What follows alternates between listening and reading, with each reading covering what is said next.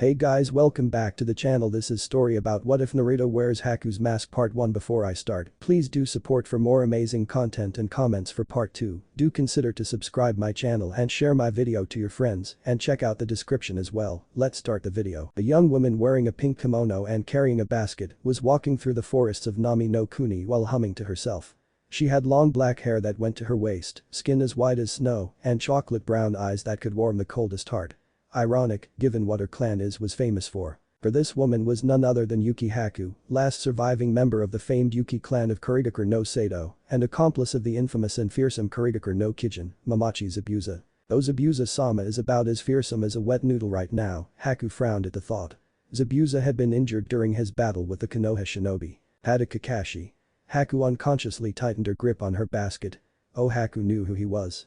Zabuza-sama had drilled into her head the who's who of shinobi from the Big Five, as well as a couple of Nukenin that they were to avoid at all costs. Haku mentally ran over Kakashi's bingo book information, had a Kakashi Aka Sharingan no Kakashi and the Kopi Ninja. Member of Konoha's shinobi forces. Jonin rank. Rumored to have copied over 1,000 jutsu.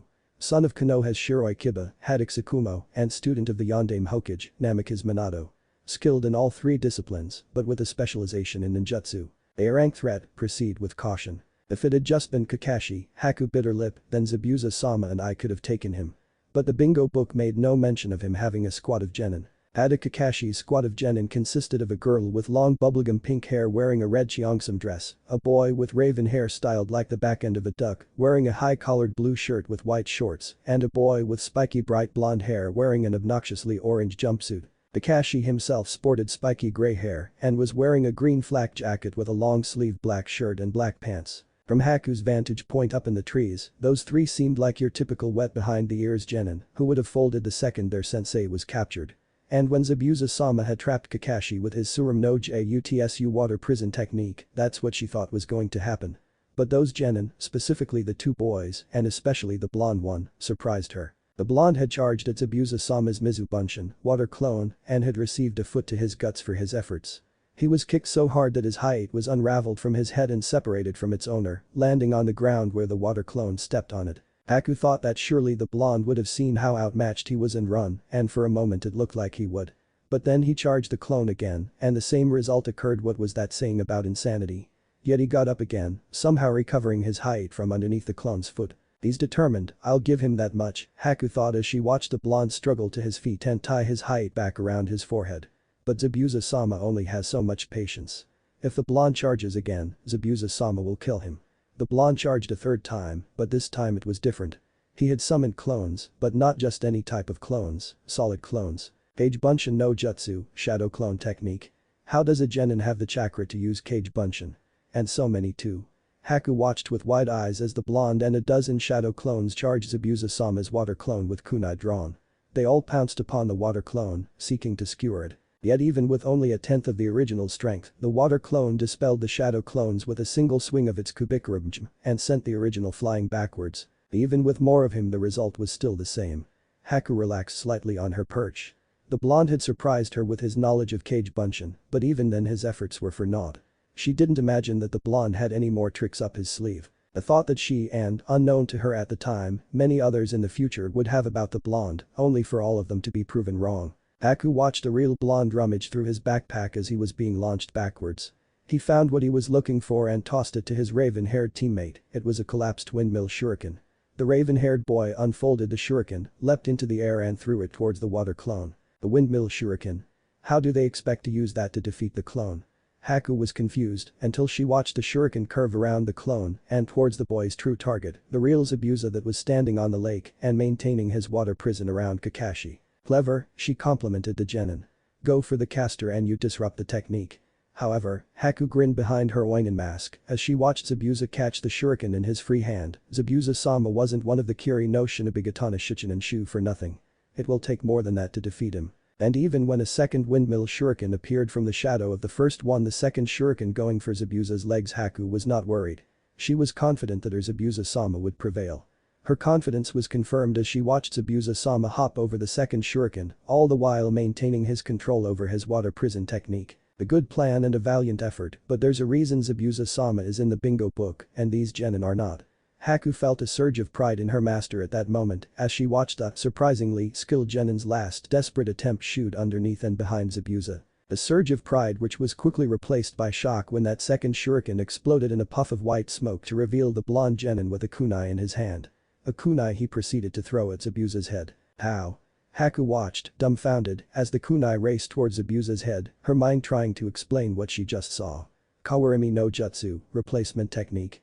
No, he was too far away and the shuriken was moving too fast. Haku absently noted that Zabuza had chosen to release Kakashi rather than have a kunai buried in his forehead, though Zabuza did suffer a cut to his cheek as he dodged the kunai. How did he do it? Haku mulled over the possibilities as she leapt to a tree closer to the shoreline, making sure she kept a close eye on Zabuza's fight with Kakashi, a fight Zabuza was losing. He was too far to replace himself, and as far as I know there is no bloodline that allows you to teleport.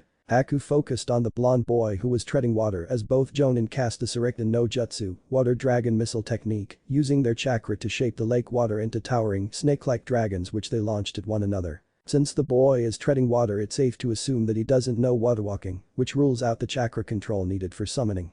Haku narrowed her eyes, the answer was on the tip of her tongue, but it was absurd.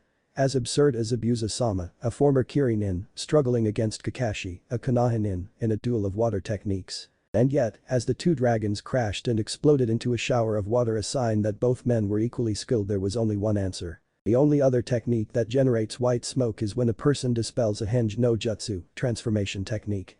But to henge yourself and allow your teammate to throw you at an enemy is simply. Haku's eyes widened as she muttered, insane. This boy, a genin, let his teammate throw him at Zabuza-sama. Haku looked upon the blonde boy in awe and a slight amount of admiration. He directly put himself in harm's way, all to save his sensei. Haku was so lost in her thoughts that she was nearly swept up by the great deluge of water from Kakashi's Daibakufu no Jutsu, great waterfall technique.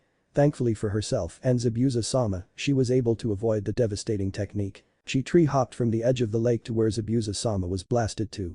She arrived just in time to stop Kakashi from finishing Zabuza-sama with a kunai by throwing her senbon through Zabuza's neck and placing him in a near-death state. Kakashi checked the body on the ground for a pulse, and though Haku was confident that he would find none, it wasn't the first time she had had to kill Zabuza-sama in such a fashion. Today had been a day full of surprises, so she decided to fill the dead air and hopefully distract the Konoha Jonin from looking closer at the corpse. "Thank you for your help," she said in a monotone that helped her voice sound androgynous.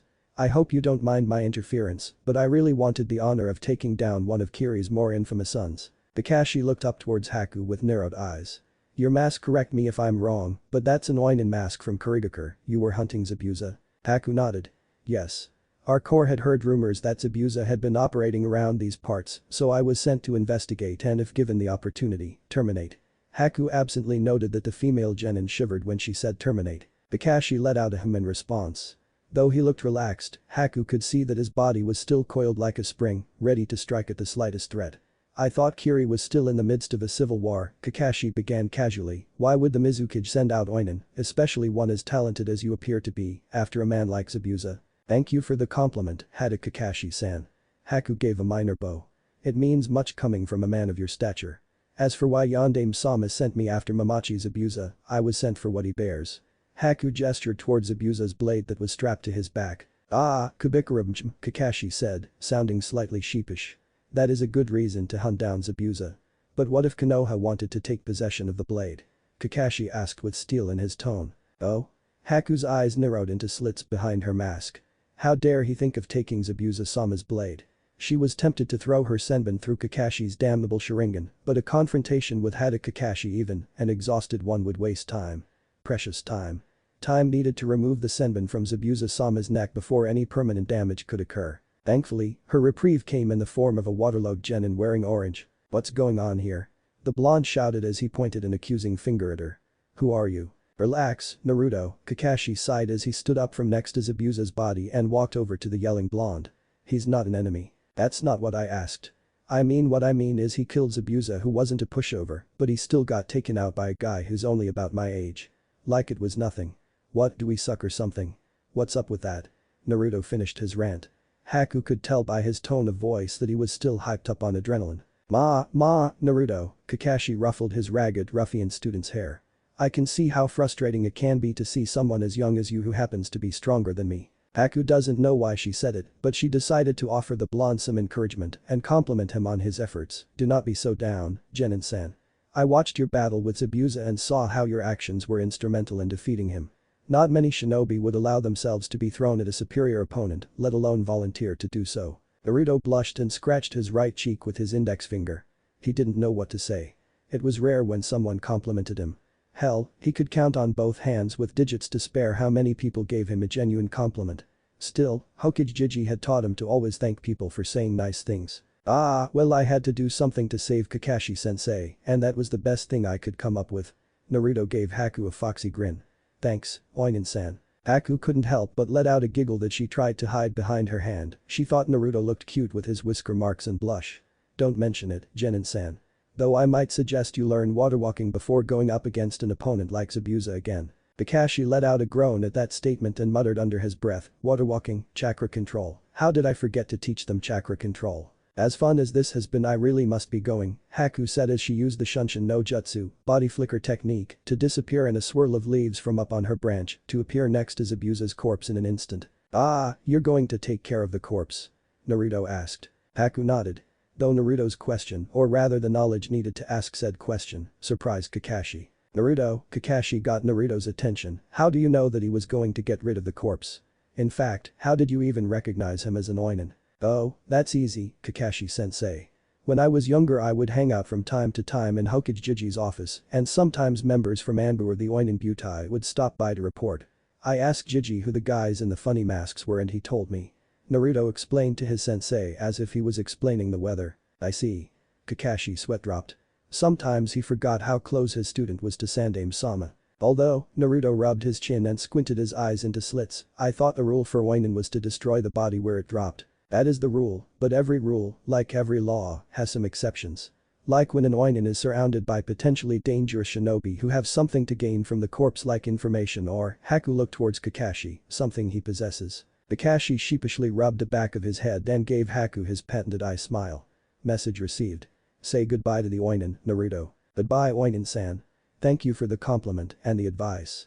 I'll ask Kakashi-sensei to teach us water walking later.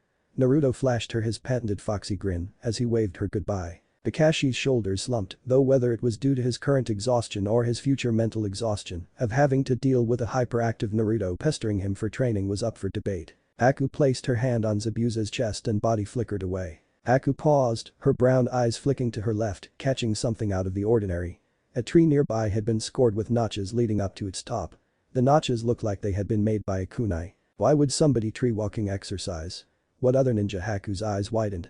The only ninja I can think of that would be doing the tree walking exercise are those genin, meaning Zabuza was outsmarted by a genin who couldn't even tree walk. The laughter that bubbled forth from Haku after that realization filled the forest. It took a few minutes for her laughter to die down, but even then a few giggles still escaped her lips. She took a deep breath to calm herself, then refocused on the tree. Whoever was using this tree has made tremendous progress for only a few days, she thought as she ran her fingers over its rough bark. I wonder, was it Naruto or his raven-haired teammate that did this? Though I know which one Zabuza-sama would prefer it to be. Haku released a sigh at her last thought because it reminded her of the conversation that she had with Zabuza-sama shortly after departing from the Konoha shinobi. She had carried her Zabuza-sama's body about 2 miles away to a clearing where she took Kubikurum from his back and stabbed it into the dirt. She then laid out his body flat on its back on the ground. Haku knelt down next to Zabuza and traced her fingers across the 2 senbon in his neck. First, she murmured, taking out a scroll from within her kimono sash and rolling it open on the ground, I'll cut off his bandages. Haku picked up a pair of scissors from the scroll and brought them towards Zabuza's neck bandages, only for Zabuza's hand to shoot forward and clamp down on Haku's hand. No need, Haku. I'll do it myself. Zabuza groaned as he sat up and yanked one of the senbon from his neck with a wet spurt. Be careful, Zabuza-sama, Haku warned, if you remove those in any other way you really will kill yourself. You're a sadist, Haku, Zabuza rasped as he removed the other senbon. Always the neck with you. I pity your future boyfriend. Zabuza-sama. Haku whined as she waved her arms up and down. Don't tease me. You're gonna need one if you want to revive your clan, Zabuza chuckled as he laid back on the ground, letting out a groan dripping with exhaustion as he did so. He looked up at Haku. Take off your mask, Haku. The thing makes you look ghoulish. This ghoulish mask, Haku teased as she took off the mask, revealing her soft face and chocolate brown eyes, has helped save your life on numerous occasions. Zabuza rolled his eyes, deciding to let the comment go. What happened after you skewered me? Zabuza-sama, Haku pouted at his phrasing. Skewer was such a violent word. I spoke with Haddock. And? Zabuza raised his non-existent eyebrow. He asked why I was here when Kiri is still in the midst of its civil war, and I told him that I was ordered by Yugura to see if I could recover your blade. Zabuza grunted. Good answer. Probably even true to some extent. Though I don't imagine that a man like Sharingan no Kakashi would let a comment like that go. Haku shook her head, causing the two bangs that framed her face to tickle her cheeks. He did not. He asked what if Konoha wanted to take possession of the blade. Zabuza scowled as his right arm unconsciously drifted towards his sword. Your response? I didn't have a chance to, Haku told Zabuza. We were interrupted by the blonde genin, Naruto I think his name was.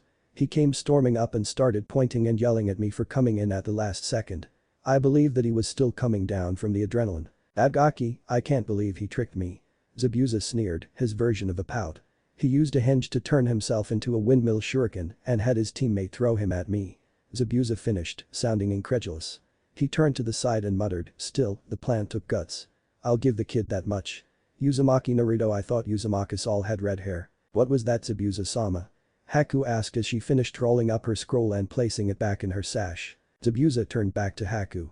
It's nothing, what else happened? After Naruto-sen interrupted me, Kakashi went to console his student and I gave Naruto a compliment for his efforts against you. Haku giggled as she recalled the boy's blush after her compliment. The boy must not be used to receiving praise. She wondered, are those whiskers real? Ugh, sadist Haku, the wound still fresh. Zabuza covered his eyes with his forearm. How will my pride ever recover? There, Haku patted Zabuza's shoulder, I'm sure you'll get another chance for payback once you recover. Speaking of, Zabuza removed his forearm from his eyes. How long is it going to take me to recover? 2 weeks, barring any complications. Zabuza frowned behind his bandages. 2 weeks. Any way to speed up my recovery? Haku's lips quirked. I recall seeing a couple of nice healing herbs in one of the nearby forests. They'll help speed up your recovery by a few days. Although, Haku narrowed her eyes at Zabuza like a mother who knew that their child was going to misbehave, if I get those herbs, then you can't do anything strenuous for the rest of your convalescence. Otherwise their healing properties will become poisonous. Zabuza closed his eyes and mulled it over. If we wait too long the chances of a real Kirioinen showing up for my sword increases, or heavens forbid, another one of the 7 showing up. I'd rather hand it over to Konoha Shinobi than have it in Yugura's slimy hands. Though I don't trust the midget, Gato, as far as I can throw him. I've seen the way he leers at Haku. And who knows if he'll try anything when I'm recovering. Can I risk that? Zabuza turned to Haku, I'll make my decision when we return back to base. Anything else worth mentioning from your conversation with Haddock and the Gaki? Haku tapped her chin with her index finger, thinking. The Gaki Naruto, he did make reference to spending time around the Hokage when he was younger. Haku laughed as she recalled what he called the Hokage. Saratobi here is in the current Kami no Shinobi, he referred to him as Hokage Jiji. Zabuza narrowed his eyes at that bit of information. Interesting. The boy could prove useful if he's that close to the Hokage. Zabuza was piecing together a plan in his head. If the boy is close to the Hokage then he could be a valuable hostage, or maybe. Haku, how old did you think the Gaki was? Around 13, Haku answered, sounding confused by the question. About 2 years younger than you then. Yes, Haku narrowed her eyes. She didn't know why he was asking, but she had a feeling she wouldn't like where this conversation was going. And what did you think of him? Zabuza asked, trying to sound casual. At first glance. Not much. Though he did surprise me when he used Kage Bunshin, shadow clones, and his plan to save Kakashi was as brave as it was insane. Yes. Zabuza nodded in agreement. He shows great potential. And what did you think of him physically? He was a bit on the short side. Haku really didn't like where this conversation was going. Zabuza scoffed, I'm sure he'll grow a bit. He just started puberty. In fact, it wasn't until I was around 15 when I started. Zabuza-sama, Haku interrupted Zabuza and gave him a saccharine smile. The temperature began to drop as Haku's killing intent was rising. What are you planning? Zabuza repressed a shudder. Sometimes Haku was scarier to him than Kisame, and that man fed people to his sword. But he soldiered on, well, Haku, as your guardian, I only want what's best for you, and I feel like it would be best if you went out and met somebody. In other words, I think it's time you got yourself a boyfriend. Though she couldn't see it, Haku was sure Zabuza-sama's shark-like teeth were on full display and a full grin underneath his bandages. A resounding slap echoed throughout the forest and sent birds fleeing from their nests and to the skies. Haku left the scored tree and walked a bit farther. The clearing with the medicinal herbs was just a couple of minutes away from there. The herbs would speed up Zabuza's recovery by converting his chakra to medical chakra, ensuring that his wounds would heal at a rapid pace. However, medical chakra requires the greatest of control, like a surgeon performing open heart surgery, one slip up and you nick an artery and the patient bleeds to death. The same can be said for using medical ninjutsu. Should you surge your chakra and break that delicate balance, you risk crippling or killing your patients. Therefore, it's imperative that Zabuza-sama not be subject to any battle for a week after administration of the herbs, otherwise. Haku smacked both her cheeks to get rid of the negative thoughts.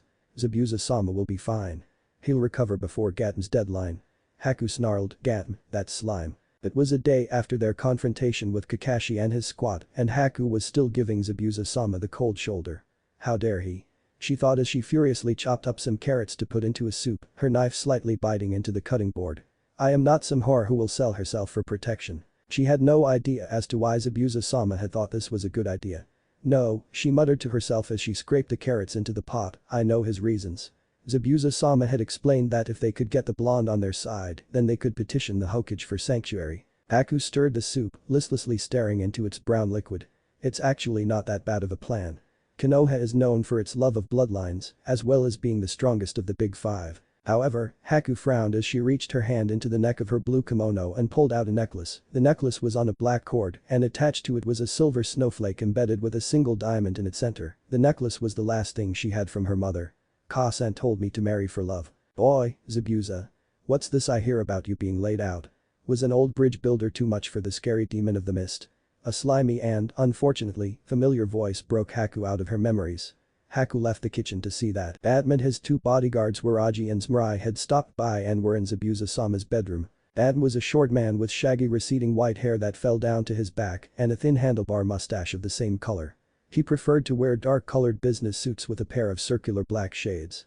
So, demon, Admin said with an eye roll, his voice dripping with derision, what kept you from finishing the job? The old man hit you with his cane. Zabuza laid in his bed. Silent. The sheets pulled up to his neck. Waraji let out a bark of laughter. Yeah, was the old man too much for ya? I always thought that you were compensating for something with that sword of yours. Waraji was a brown-skinned man with an eye patch covering his right eye who sported a goatee and preferred to have his hair up in a top knot. He was shirtless and wore white pants. Shinobi, Zmurai spat the word, always think they're better than us cause they got that chakra crap. Boss could have paid us half and we would have gotten the job done. Zmurai was a light-skinned man with bluish-white hair who wore a blue jacket with black pants and a purple beanie. He also had two tattoos on his face that went from below the center of each eye to the center of each cheek. Ad nodded. That's right, I could have had my boys here do your job for half the price. So, Gatm approached Zabuza's bed, what gives? I paid you good money and here you are lying in bed wasting it. The bridge builder, Zabuza began, hired Shinobi. And, so what? Gatm yelled, interrupting Zabuza. What do you care about some random? Zabuza flexed his killing intent, a purple aura gathering around his body. Gatm's bodyguards reflexively grabbed the katanas strapped to their waists and took a step back. Gatm quickly shut up. Zabuza glared at Gatm to keep him quiet. As I was saying, the bridge builder hired Shinobi. One of whom was Hada Kakashi. Gatm paled. He knew who Kakashi was. When Gatm was a more reputable businessman, he had thought about hiring the strongest shinobi from the strongest village to do a mission for him. When he asked the Hokage, the old geezer told him that their best shinobi, Hada Kakashi, was very expensive, meaning he was very dangerous. Zabuza continued. Therefore, you'll now be paying triple my rate. What? Gatm bellowed, forgetting his fear for a moment as he reached out to pull back Zabuza's bedsheet. That's highway robbery. As Gatm's hand was about to grasp the sheet, Haku decided to intervene. She grabbed the minuscule mogul's wrist with enough force to break it and declared in a chilling tone, you will not touch Zabuza-sama. Gatm screamed out in pain. You bitch. Seeing their boss being attacked spurred the two bodyguards into action. Yet before they could take a single step, Haku had disappeared in a burst of speed and reappeared between the two of them. In her hands were their swords, drawn from their sheaths and resting at their throats. Zmurai and Waraji had the same thought, fast fast. Haku, release them. Zabuza ordered. Haku nodded. Releasing the two bodyguards, she disappeared in another burst of speed and reappeared by Zabuza's bedside. And, Zabuza started, making sure that the midget, who was still holding his broken wrist, was paying attention before he continued. When Gatm looked up from where he was kneeling on the floor, Zabuza knew he had succeeded. You'll pay me triple. Hein, Gatm spat as he threw a glare towards Haku. Triple. But you'll do it in 2 weeks. Zabuza glanced towards Haku, the unasked question obvious. Can I be up before that? Haku gave Zabuza a slight nod. Agreed, Gatm. 2 weeks. Now leave, I've got plans to make. Adam left the hideout with his 2 bodyguards, a look of apoplectic rage on his face. I had it handled, Haku. Zabuza moved the sheet to show that he had a kunai in his left hand. I know, Zabuza-sama. Haku clasped her hands in front of her waist. Though I didn't want that slime to touch you. Zabuza repressed a sigh. Sometimes Haku's devotion was a bit excessive. You'll have to get used to it, Haku. Our current way of life will have us dealing with slime like Gatm on a daily basis. Haku groaned and face-palmed. Zabuza-sama wasn't as sly as he thought he was. Fine, Zabuza-sama, I'll think about your plan. Think. About. It. And that's all I'll promise you. If Zabuza could he would have done a little jig. Sadly, his injuries prevented him from doing so. So he settled for a bright grin hidden by his bandages. That's all I ask, Haku. And who knows, maybe it was destiny that we met the Gaki. Now I want you to head out tomorrow and get the herbs. I feel like I'll need to be at my best soon. As you wish, Zabuza-sama. Haku bowed. And Haku, I smell the soup burning. When Naruto had fallen asleep in the forest, the things he had expected to be awoken by included the sun, an animal, his sensei, one of his teammates, or, heaven forbid, some enemy. He never expected to be woken up by an angel. You'll catch a cold if you sleep out here, a voice as soft as silk said, as Naruto felt a hand gently shake his shoulder. Groaning, Naruto opened his bleary eyes only to be met with warm chocolate brown eyes, residing in a soft face with a button nose and pouty pink lips, all framed by a curtain of black tresses. Beautiful, Naruto murmured. The angel blushed as her hand left his shoulder and demurely covered her mouth. Ara, she giggled, thank you for the compliment, Shinobi-san. She moved her hand and gave Naruto a bright smile. Naruto, realizing that he blurted out his thoughts, scratched the back of his head as he gave her a sheepish grin, sorry. Naruto then tilted his head as his mind caught up with her last comment, say, how did you know I was a shinobi? Naruto asked with the slightest amount of suspicion. The angel slowly reached her hand forward and flicked his hide, producing a tiny ding as her nail struck the metal. Is this not your headband, Shinobi-san? She asked teasingly. Naruto grumbled as he quickly turned his head to the side to hide his embarrassment. Baka Naruto, he silently admonished himself. He then turned towards the woman and stated, and my name's not Shinobi-san, it's Uzumaki Naruto, future Hokage of Konohagakure. He finished his statement with a bright grin. Ah, my apologies, I did not know I was in the presence of someone so great, she said with faux surprise coloring her tone. She bowed her head slightly, my name is Yuki Haku, aspiring doctor. Doctor? Naruto tilted his head, then shivered. I'm not a fan of doctors, too many needles. Haku held up her basket as she suppressed a laugh. Then I hope you like me, I prefer to use herbs in my treatments. Herbs? Naruto trailed off, reminded of something. Ah, his blue eyes widened in realization. I didn't hurt the herbs, did I? He asked, hoping he didn't damage the herbs during his training last night. The last time he had done so, Ino had found out and made her displeasure known. On a dirt road somewhere in the countryside of Hai no Kuni, a kunoichi with platinum blonde hair and pupil-less teal eyes, sneezed. It wouldn't have been so bad if she wasn't eating at an onigiri at the moment and subsequently sprayed bits of half-chewed rice and snot over her new top. Her scream of rage could be heard for miles around. Haku shook her head. No, Uzumaki-san, you didn't hurt the herbs. In fact, Haku made a show of looking around, they appear to be the only undamaged things in this clearing. Naruto let out a nervous chuckle as he scratched his cheek. Sorry, I guess I might have gone a little overboard with training. Haku made a sound in agreement. She then looked into Naruto's eyes. He has beautiful blue eyes, she thought absently and asked, why are you out here training, Uzumaki-san? You can just call me Naruto Haku-san. Naruto waved his hand as if brushing away the formalities. As for why I'm training, I want to get stronger. Stronger? But you look so strong and manly already. Haku gushed. Nope.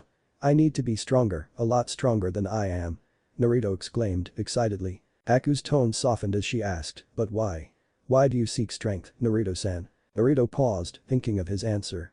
If you had asked him a week ago his answer would have been, so I can be the Hokage.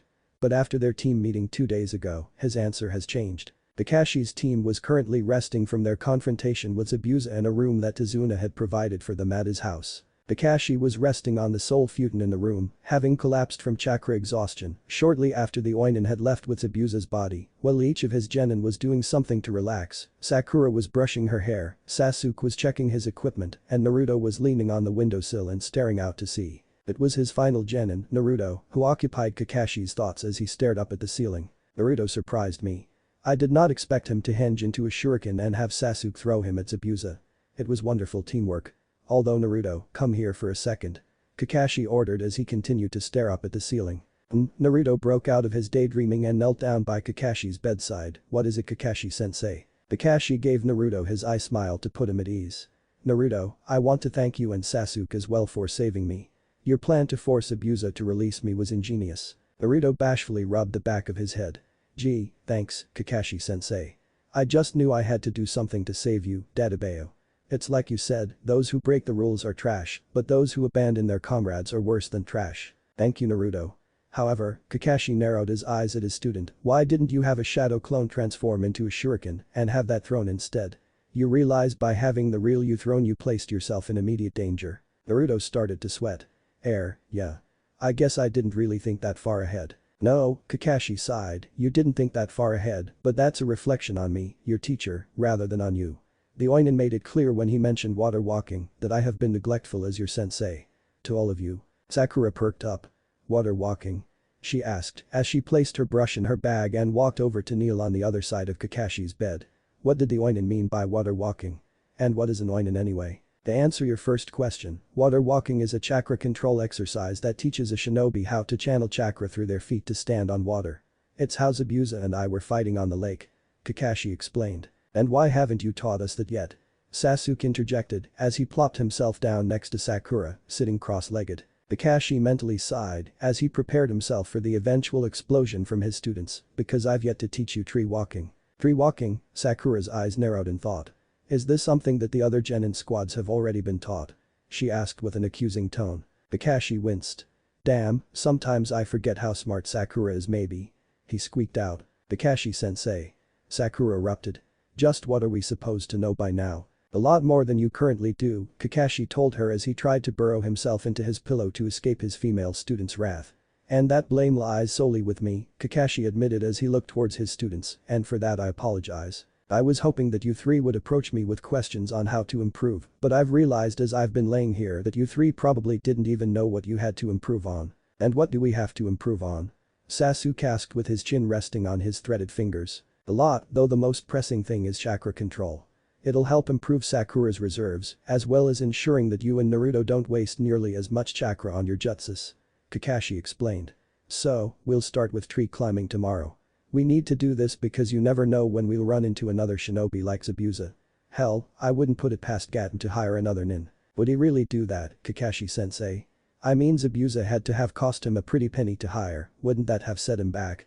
Sakura asked, sounding a bit fearful of potentially facing someone like Zabuza again. Kakashi didn't want to worry his genin, but as they say forewarned is forearmed, so he soldiered on. The fact that he hired someone like Zabuza means that his operations here in Nami no Kuni are lucrative. Very lucrative. Meaning, he's very likely to hire another shinobi of Zabuza's caliber to protect those operations. Sakura paled, Naruto gulped, and Sasuke clenched his fist so hard his knuckles popped. We were lucky, Kakashi continued, if Zabuza had had an accomplice who knows what would have happened. The irony of this statement would not be lost on Kakashi in the near future. Naruto, Sakura, Sasuke, Kakashi addressed them, making sure to look each genin in the eye as he said their names. I promised you that I would never let my comrades die, and I meant it then and I mean it now. However, I can't guarantee that I'll always be there to protect you, or, Kakashi gave a self-deprecating chuckle, that you might not have to save me. That's why we need to get stronger. All of us.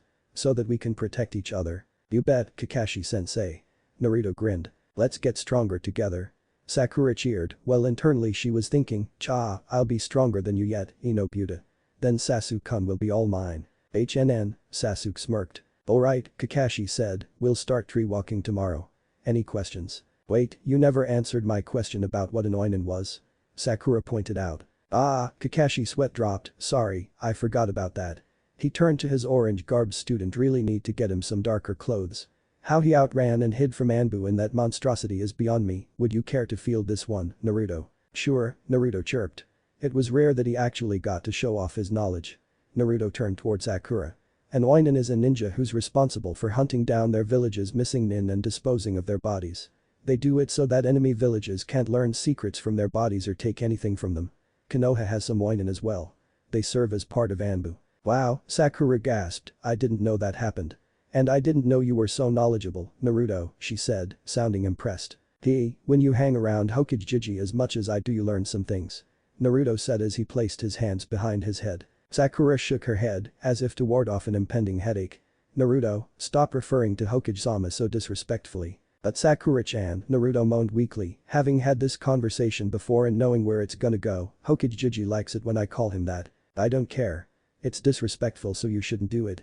Sakura huffed as she crossed her arms. Sakura-chan, Naruto hung his head. Although, another question popped into her head as she mentally ran through Kakashi and Naruto's conversation with the Oinin. I recall you saying that it was a rule for Oinin to dispose of bodies where they dropped, why didn't he? Ah, Kakashi let out a nervous chuckle. I may have implied that I wanted to take Zabuza's blade for Konoha.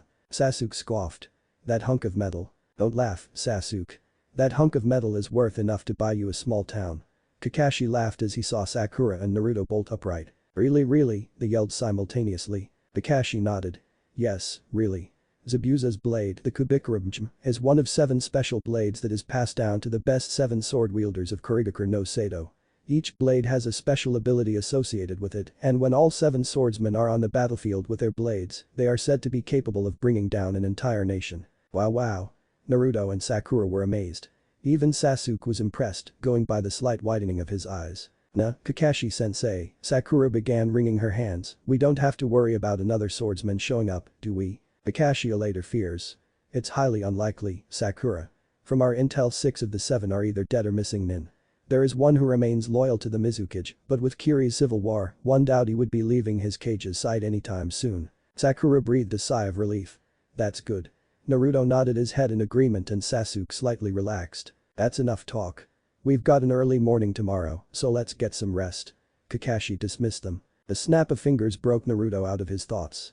Are you okay, Naruto-san? Haku asked him as she withdrew her hand. Ah, sorry, Naruto gave her an apologetic grin, I guess I was just lost in thought. To answer your question, I want to get stronger to protect my sensei and teammates. There Naruto paused as he searched for the right words, precious to me. Haku's eyes shone brightly at his answer, and for some unknown reason, Naruto felt like he had just passed some sort of test. That's a good reason to get stronger. In fact, I think that the only way for a person to be truly strong is when they are protecting someone precious to them. Haku explained as she gave Naruto a smile that made his heart do backflips. I agree, Haku-chan. Naruto exclaimed. Haku blushed at the affectionate suffix. Then she threw Naruto a sly grin, Haku-chan. My Naruto-kun, Haku teased as she drew out the kun suffix, how forward of you. Naruto yelped, his face turning cherry red as he frantically waved his arms up and down, no. I mean you are pretty beautiful. But I didn't mean, but I wouldn't mind getting close to you I mean getting to know you. I'll shut up now.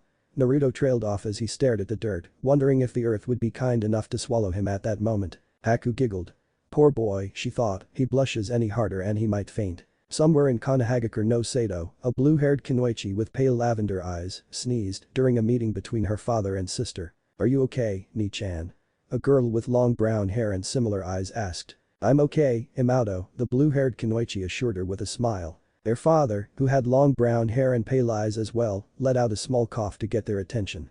Hinata, Hanabi, let us continue. Yes, to-sama, they both replied. It's alright, Naruto-kun, Haku assured him, placing emphasis on the suffix. I was just surprised. Haku stood up and offered the boy a hand, now would this kind gentleman assist this humble doctor with her tasks. Naruto took her hand and stood up. You bet, Dadabeo. Dadabeo? Haku asked as she covered her mouth to suppress her giggles. Naruto just groaned as he facepalmed. Unknown to either of them, a raven-haired genin was leaning against a tree and listening to the conversation. The dope has got himself a girlfriend. Sasuke smirked as he put his hands in his pockets and left a report to Kakashi. Wonder what the scarecrow will think of this. Scene change. Elsewhere on the island, Gaten was sitting in his office smoking a cigar with his left hand. That bitch, he glared down at his broken right wrist that was in a sling. She dares to harm me, Gaten. I am the biggest businessman this side of the elemental nations. Gaten was broken out of his fumings when his assistant entered his office. Gaten-sama, we've got a message from our contact in Kurigakure no Seido. And? Gaten growled as he glared at his assistant over his shades. The message in his eyes was clear, if I don't like this, I'll be needing a new assistant. Gaten's assistant gulped.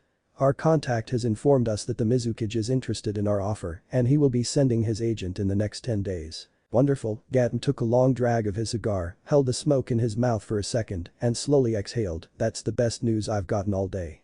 Gaten tapped his cigar into his crystal ashtray, you're dismissed. Gaten's assistant scurried out of the room. Gaten swiveled in his chair and looked out his window and towards the warehouse floor. He watched for a while as his men were busy packaging his product, the sight never failing to bring a grin to his face. Soon, I'll be expanding into Mizu no Kuni. Gat looked at his broken wrist and chuckled, and the bitch will get what's coming to her. Who says you can't mix business with pleasure? Scene change. Haku was humming a pleasant tune as she entered their hideout, lightly swinging her basket full of herbs that Naruto had helped her pick. The basket was filled to bursting. Haku let out a chuckle, remembering Naruto's eagerness to help her with her task. So eager was he that she had to stop him from picking the clearing clean. He apologized and gave her his signature grin that stretched out his whisker marks and narrowed his eyes into slits, making him look like a smiling fox. Someone sounds happy, did something good happen? Zabuza asked, breaking Haku out of her thoughts. Oh, I was just thinking about my time spent with Naruto-kun, Haku responded, not noticing her slip up as she placed her basket on the kitchen counter and grabbed her apron. I might as well get lunch started before I start grinding herbs, she thought. Naruto-kun? Zabuza parroted, confused. The blonde gaki. When did you meet the gaki? Wait, why are you calling him kun? If the brat touched you, I'll kill him. Zabuza roared, a surge of overprotectiveness overcoming him. Zabuza-sama. Haku gasped, her hand going to her chest to calm her racing heart. She had not expected that outburst. Then Zabuza's words registered in her mind and her eye twitched, if the brat touched you, I'll kill him. Oh Zabuza-sama, Haku said in a sweet tone of voice as she approached his bedside, unconsciously charging Himten chakra to her right hand. Zabuza gulped as phantom pains ran through his cheek. I know that tone of voice, Zabuza thought frantically, it's the same tone she used when Zabuza's thoughts were cut short by a familiar pain. It's your plan, Zabuza no baka. Haku yelled. For the second time in 3 days, a resounding slap echoed throughout the forest and sent birds fleeing from their nests and to the skies. So, you met the gaki? Zabuza asked after he had regained consciousness and Haku had given him his first dose of medicine. He repressed a shudder at the bitter taste as he reached for a glass of water to wash the taste down. Yes, she said as she sat in a chair by his bedside. I happened to meet him in the forest near the herbs I needed to get. He had exhausted himself training. Oh? Zabuza raised his glass to his lips, and what was the gaki training in? Haku slyly smiled as she watched Zabuza take a drink. Nothing much, just tree walking. A spray of water escaped Zabuza's lips as he sputtered, what? I was outsmarted by a genin who couldn't even tree walk. Yes, Haku nodded as she tried and failed to keep the laughter out of her voice. Quite an accomplishment for my Naruto-kun. Zabuza slumped in his bed, a dark miasma surrounding him as he repeatedly muttered, he couldn't even tree walk. He couldn't even tree walk. He did this for a few seconds until Haku's comment registered. Wait. Zabuza sat up and looked towards Haku with hope shining in his eyes, my Naruto-kun. Does this mean that you'll carry out the plan? Haku blushed and looked away. Well, it's too soon to tell. But when we parted ways we agreed to meet up again tomorrow. That's great. Zabuza cheered. Soon we'll be Konoha shinobi and won't have to look over our shoulders anymore. Zabuza-sama. Haku whined as she waved her arms. I never said that I agreed. Plus, we don't even know if Naruto-kun will agree. Zabuza brushed off her comment with a wave of his hand. Meh, I've got a feeling that it will all work out. It's like it's destined or something. Haku's eyes widened. Zabuza-sama, are you clairvoyant? What? Zabuza asked, confused. Scene change. I'm back, Naruto announced as he entered Tezuna's house with a bounce in his step. He saw that his team was eating breakfast at the dining table with the client's family. Kakashi, sitting at the head of the table with a good view of the front door, threw Naruto a lazy wave, his face buried in his precious icha. Yo, Naruto, get some training done this morning? Kakashi asked, a hint of mirth in his voice. Yes, sensei, I did. I took your advice and used my Kage Bunshin, shadow clones, to help speed up my training, Naruto replied as he pulled out a chair and sat down next to Tsunami. Tsunami, Tezuna's daughter, was a woman with long blue hair wearing a short-sleeved pink shirt and a long blue skirt. She stood up, let me get you breakfast, Naruto-kun. Tsunami gave Naruto a motherly smile before she went to the kitchen to get him a plate. Sakura giggled. Yeah, Naruto, how was training this morning? She asked, putting stress on the word training. Sasuke raised his bowl of rice to his face to hide his smirk. It went fine, Naruto stated slowly. For some reason his prankster senses were tingling, and not in a good way. The last time he felt like this was when Anko-chan had gotten him back for messing with her dango. Naruto shivered at the memory. Deep in the bowels of Konohagakure's torture and interrogation building, a kunoichi with light purple hair and pupilless brown eyes sneezed right into a prisoner's face. Oh, is the big mean torturer coming down with a cold?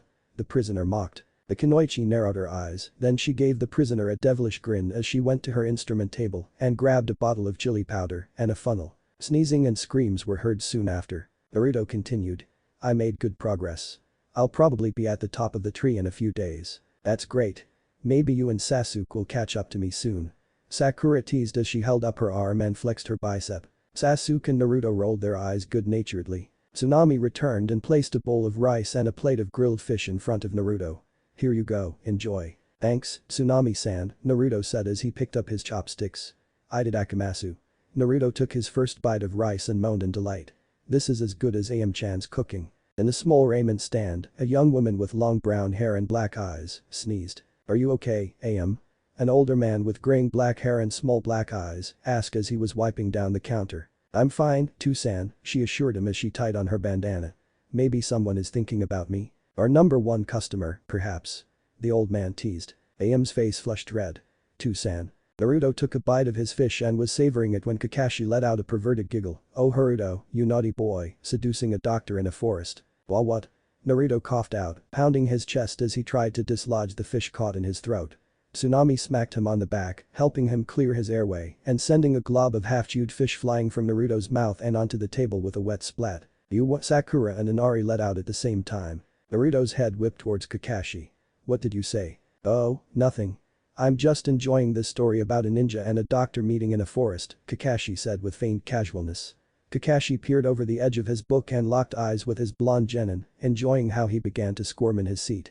Have you heard it before? Kakashi asked, innocently. Naruto gulped. Scene change. In a darkened office, a man stood in front of his windows and watched a mass of dark clouds creep their way over the mountains. When he was younger, the beast inside of him would stir when a storm approached. But for the last few years, ever since the purges had started, the beast had been silent. Chillingly silent. If someone were to take a close look at the man's pink eyes at that moment, they would see his eyes flash red with tri-bladed shuriken for pupils, overtaking his usual eye color. Izukage-sama, a shinobi, entered the office, knelt down in front of a desk and addressed the man. Yes? The Mizukage asked, as he continued to watch the coming storm, his eyes returning to their pupilless pink. We've made contact with the businessman. He agrees to your terms. The shinobi reported. A slight smile crept its way onto the Mizukage's face as thunder rumbled in the distance. Excellent, you are dismissed. Yes sir. The shinobi left the office in the swirl of a shushin, body flicker. 10 days. The Mizukage stated to the darkened room. You have 10 days to recover Kubikurumj. Do not disappoint me. There was no response. In fact, the only sound in the room was the spattering of rain hitting the windows, then lightning cracked like a whip and in a flash of blue the room was illuminated, revealing a tall man with shaggy blonde hair, wearing a wide Anbu mask with green triangle painted on its lower half, slits for eye holes, and Kurigaku's symbol etched onto the forehead. When the light faded, the sound of spattering rain was drowned out by laughter tinged with madness. Haku stood in the clearing where she had met Naruto yesterday, a picnic basket by her feet, as she looked up into the canopy and admired how the sunlight filtered through the leaves, waiting for Naruto to arrive for their date.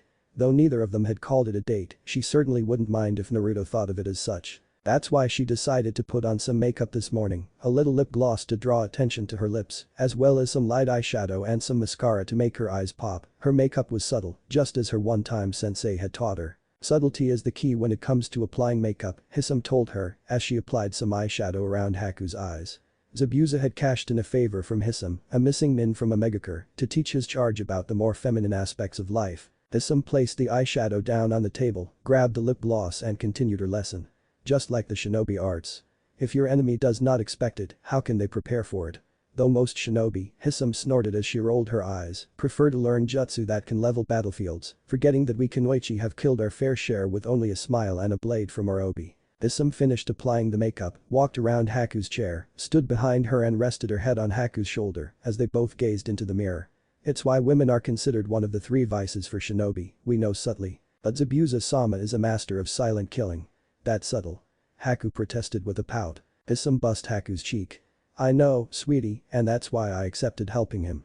Now let's see about getting you a new kimono, on Zabu-kun's rim of course. A slight rustle in the trees off to Haku's left drew her attention. A squirrel had appeared on a branch, observing her.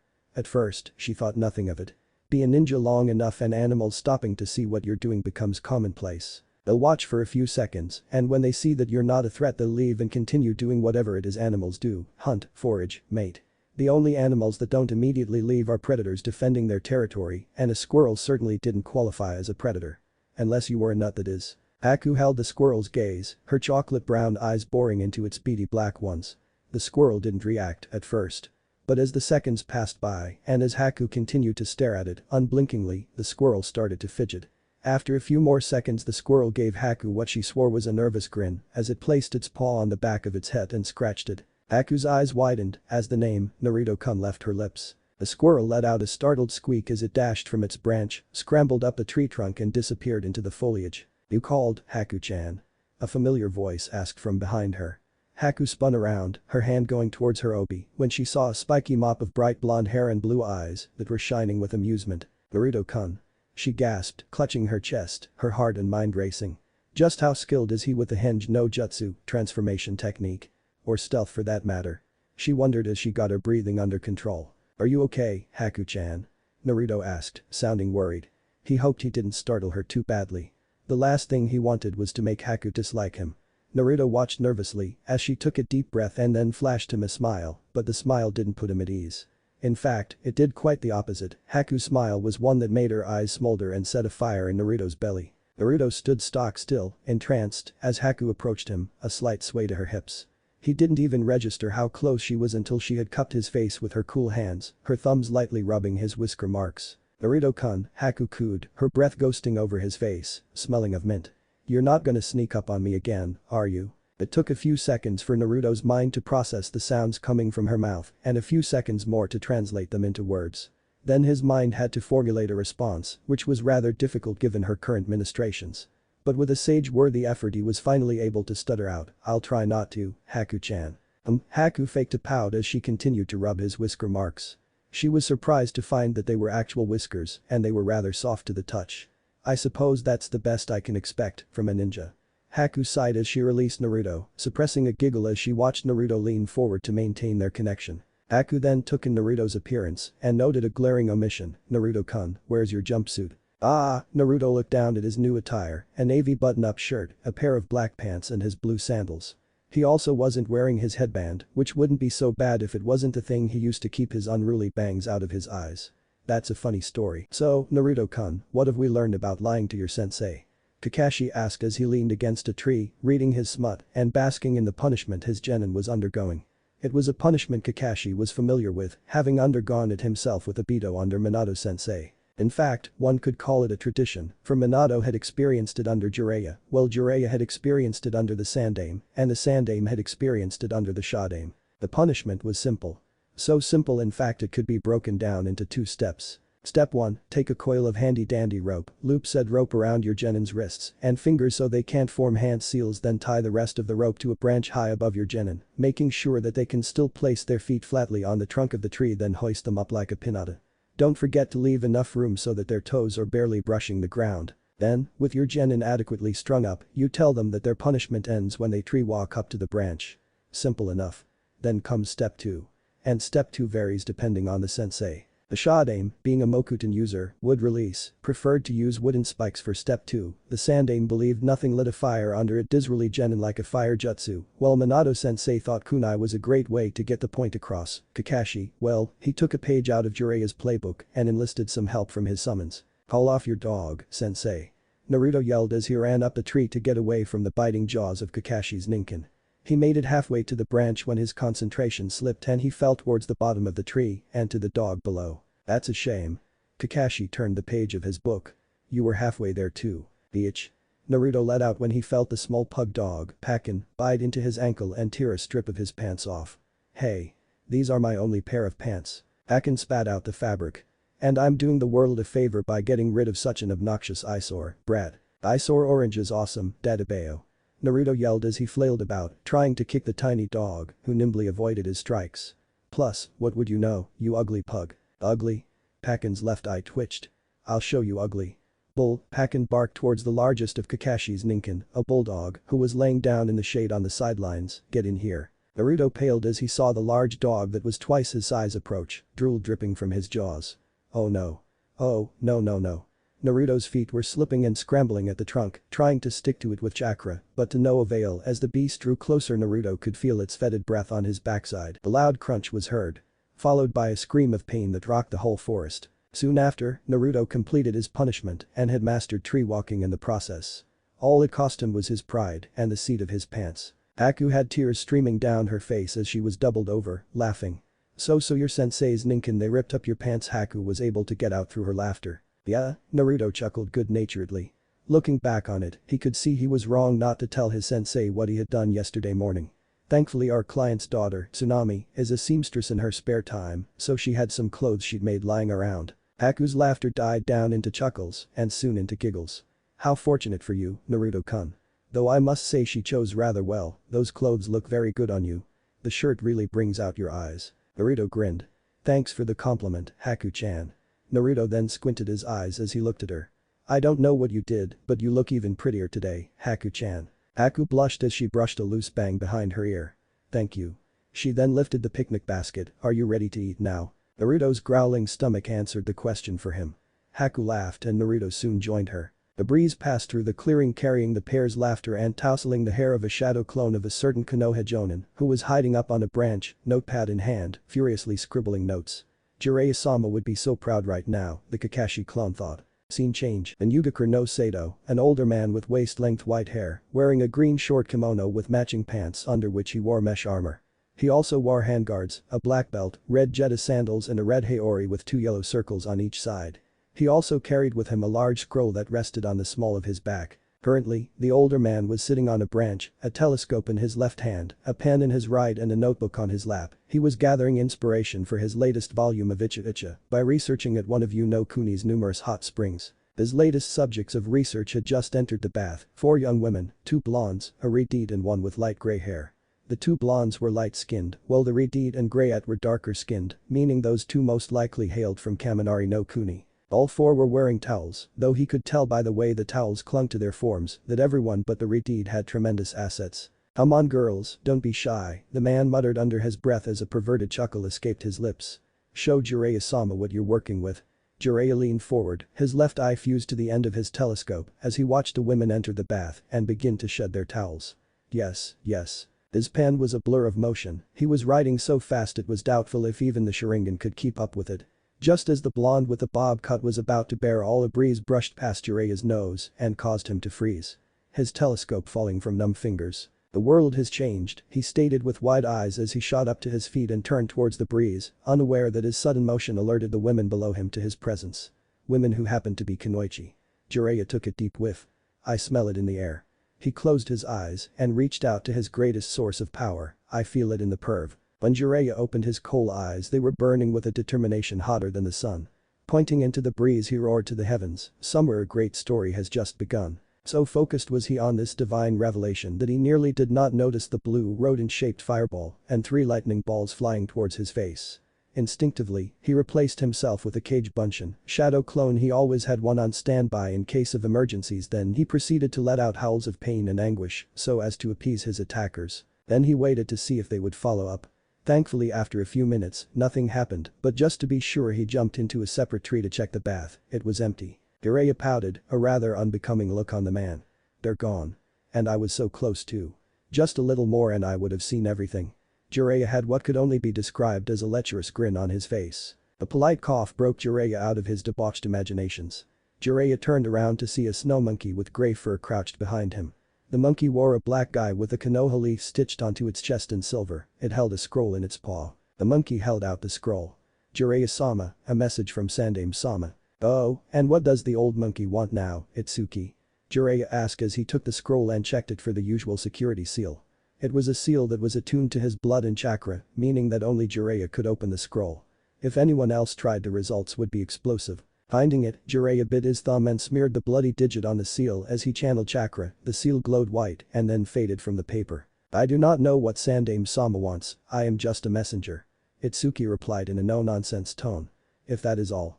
Itsuki asked, arms folded onto his chest. Jiraiya waved him off, his eyes consuming the scroll. "You're dismissed, tell sensei I'll have more information after I speak with my contact." Itsuki disappeared in a white puff of smoke as Jiraiya finished the message. "So sensei wants to know more about the bloodline purges in Kiri." Jiraiya muttered under his breath as he tried to puzzle out Purifus' motivation. "What's the play, sensei, alliance?" Jiraiya snorted at the thought. "I don't see sensei allying with Yagura after he systematically began slaughtering his own people. The rebels? Maybe." Jiraiya trailed off as he rubbed his chin. "The rebels. The bloodline rebels. Recruitment. Konoha did lose a major bloodline with the loss of the Uchiha. Jiraiya shook his head. It doesn't matter, sensei will tell me when I've got the info for him.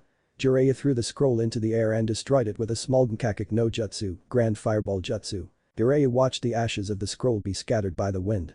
Off to see Kaido in Nami no Kuni. Scene change. So why did you become a shinobi, if you don't mind my asking? Haku asked before she took a bite of some of the onigiri she made. It was quite good if the sounds Naruto were making were any indication. Naruto swallowed his food before he spoke. Chan had pounded into him the importance of table manners. She has the dented ladle to prove it. I became a shinobi because my Jiji is the Hokage and I wanted to be like him. Haku feigned shock. Your grandfather is Hokage. Naruto chuckled. No, he's not my actual grandfather. He's just taken care of me for as long as I can remember, so I call him Jiji. And what about your parents? Haku asked, though she soon came to regret it as she saw his bright blue eyes dim and his shoulders slump. I never knew my parents, I'm an orphan, Naruto stated sadly. I'm sorry, Naruto-kun if I had Haku began to apologize, but was cut off. It's okay, Haku-chan, Naruto reassured her with a soft smile. You didn't know. Plus, Jiji told me that my parents were great ninja, heroes who gave their lives to protect the village. Is that why you want to be Hokage, to protect the village your parents protected? Haku asked softly. And also, Naruto unconsciously placed his right hand on his stomach. I'm not exactly well liked in my village, though that is probably putting it lightly. So I want to be Hokage, because being Hokage means I would have gained everyone's respect and they will stop looking down on me. Naruto then locked eyes with Haku, his blue orbs boring deep into her brown ones, shining with a pain that Haku knew all too well. I don't want to be hated, are what his eyes said, and it was a message that resonated with Haku's very soul. Naruto-kun, Haku began slowly, I know how you feel. I wasn't well liked by my village either. Haku chuckled mirthlessly, in fact, I was despised by my village. All for something I couldn't control. Haku reached into her kimono and pulled out her necklace and showed it to Naruto. This is the only thing I have left from my mother. Naruto gulped. Did they? Naruto stopped. The unasked question hanging in the air. Yet both knew what he was going to ask. Yes. Haku nodded. Unbidden, tears began to stream down her face as memories of the day she lost her mother flashed through her mind. She remembered her mother and father arguing, the mob of villagers gathered outside her house, yelling things like ice whore, mutant, freak and demon, a sound of shattered glass, her mother screaming and then blood, lots of blood, her mother's blood from her mother's body lying on the floor, cold, dead. Haku wanted to be hugged. To feel her mother's warm arms around her like she was feeling right now. Wait. Haku looked up to see that she was currently in Naruto's arms, her face buried into his chest. Haku's face burned scarlet. I'm sorry, Haku-chan, Naruto murmured into her ear as he gently stroked her hair and held her. Haku tried to open her mouth to say something, but nothing came out. Her mind was fried. This was the first time she had ever been held by a boy and it was after he had seen her cry. Does he think I'm weird? Is my makeup running? I didn't want to cry in front of him. He feels warm. Eventually, Haku just decided to go with it and snuggle into Naruto's embrace, basking in the comfort he provided. Neither could tell you how long they held one another, but both would have agreed it didn't last nearly enough. Reluctantly, Haku was the first to move as she rubbed her eyes on the back of her hand, they came away black with makeup. I'm sorry, Naruto-kun, I don't know what came over me. Haku reached into the picnic basket, pulled out a canteen of water and a napkin, and started to wipe her eyes. It's okay, Haku-chan, Naruto reassured her. Sometimes when you need to cry you need to cry. Still, it was embarrassing. Haku stated as she balled up the napkin and placed it in the picnic basket. It wouldn't do to litter now would it? She then turned towards Naruto and asked with a bright smile, how do I look? Naruto drank in Haku, her cheek slightly flushed, a black smudge of mascara was still on her left cheek, her eyes were puffy from crying, and her hair had a few strands out of place from being held against his chest. Beautiful, Haku-chan, Naruto replied, as if he was stating a self-evident truth, the sun rises in the east, the planet is round, and Haku is beautiful. Haku flushed, then a glint of determination entered her chocolate brown eyes as she leaned forward and placed a kiss on Naruto's right cheek, dangerously close to the corner of his mouth. Thank you, Naruto-kun, she whispered against his cheek, her breath sending pleasant tingles up and down Naruto's spine. Scene change. When Naruto returned to Tazuna's house he was in a daze, his eyes were glazed and he had a silly grin on his face. He sat down at the dining room table and simply stared at the wall, not noticing Tazuna sitting at the head of the table overlooking his blueprints. Tazuna looked up from his blueprints, saw the look on Naruto's face, then returned to perusing his blueprints with an amused chuckle. Ah, young love. Tsunami exited the kitchen, wiping her hands off on a towel, and saw Naruto staring at the wall with the same look. She giggled into her hand and asked, how did your date go, Naruto-kun? Naruto's widening grin was his only response. Tsunami rolled her eyes good-naturedly. Dinner will be ready soon. Could you please go inform your sensei and teammates? They went out training, and Tsunami was cut off by the door opening and the people in question entering the house.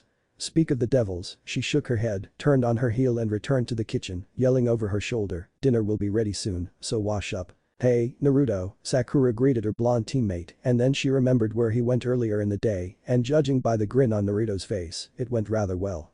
A Cheshire grin crept its way onto Sakura's face as she sensed an opportunity to do something she hasn't done in the past couple of months, gossip. Just as she was about to pounce on the unsuspecting blonde and interrogate him for every minute detail from his date, Kakashi placed his hand on her shoulder and lightly squeezed it. Kakashi-sensei? She asked with a confused look on her face. Kakashi shook his head. Let him bask, Sakura. Kakashi looked towards his current favorite student.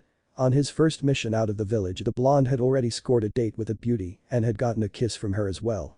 Kakashi had never felt prouder as a sensei. And as Kakashi patted his hip pouch where he stored his precious Icha and his new precious notepad that his shadow clone had given him, he had a feeling that Naruto would be a great source of inspiration going forward. You can grill Naruto during dinner. Sakura pouted as she gave a reluctant nod and went up the stairs to go wash up for dinner. Kakashi looked fondly at his student, Minato-sensei would be so proud. Scene change. Zabuza awoke to the smell of chicken being grilled. He kept his eyes closed and maintained his breathing pattern to make it appear as if he was still asleep, an old habit that he had developed while in Kiri's Anbu. He then strained his ears to pick up any unfamiliar sounds. Usually he would channel chakra to his ears to help him do so, but with the medicine that Haku had him on, he wouldn't dare risk it because he would explode the chakra pathways in his ears. But that cheerful thought, Zabuza focused on his hearing and found what he expected, the sizzling sound of grilling chicken, the gentle hum Haku would do while cooking and the creaks and groans of the wooden floorboards of their hideout. Satisfied, Zabuza opened his eyes and called for Haku. Haku entered the room with a skip to her step and a glow about her that seemed to chase away the evening gloom. Yes, Zabuza-sama. She chirped as she sat in the chair by his bedside. Someone is happy, Zabuza observed, did something good happen? Haku's eyes shone as she simply nodded in response. And? Zabuza asked eagerly, hoping beyond hope that her current mood meant that his plan was about to be put in motion. He could already see it now, him, Haku and the Gaki strolling into the Hokage's office and the old geezer offering them sanctuary. I'll go through with it, Zabuza-sama, I'll make Naruto come mine, Haku said with fierce determination. Off the coast of Nami no Kuni, a bridge was awash in a maelstrom of blonde shadow clones. All of them being directed by the self-described master bridge builder Tazuna. Run that wood over there. Tazuna pointed at a group of 6 clones carrying stacks of lumber, directing the clones with a flick of his thumb towards the end of the bridge leading towards Hai no Kuni. Bring Takeshi some nails. He hollered at a clone standing near the supply tent. Walk underneath the bridge and check for faults.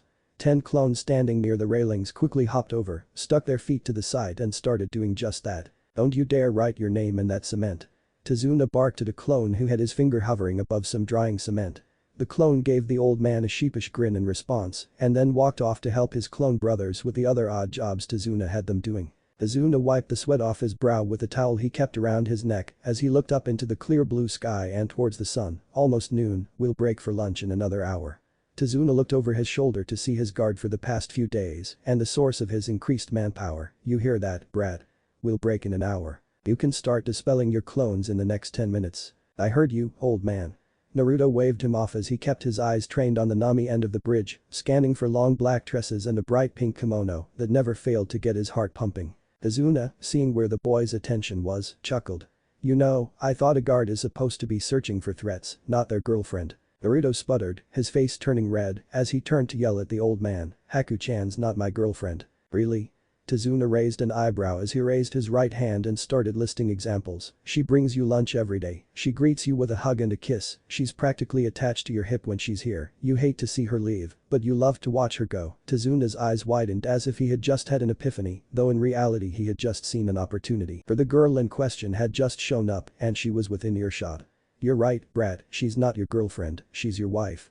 Tazuna cackled as he saw Naruto turn so red you could fry an egg on his forehead, while Haku was faring better with only a pink dusting to her cheeks. Unknown to Tazuna, his words painted an image in Naruto's mind that would make the likes of Kakashi and Jiraiya proud.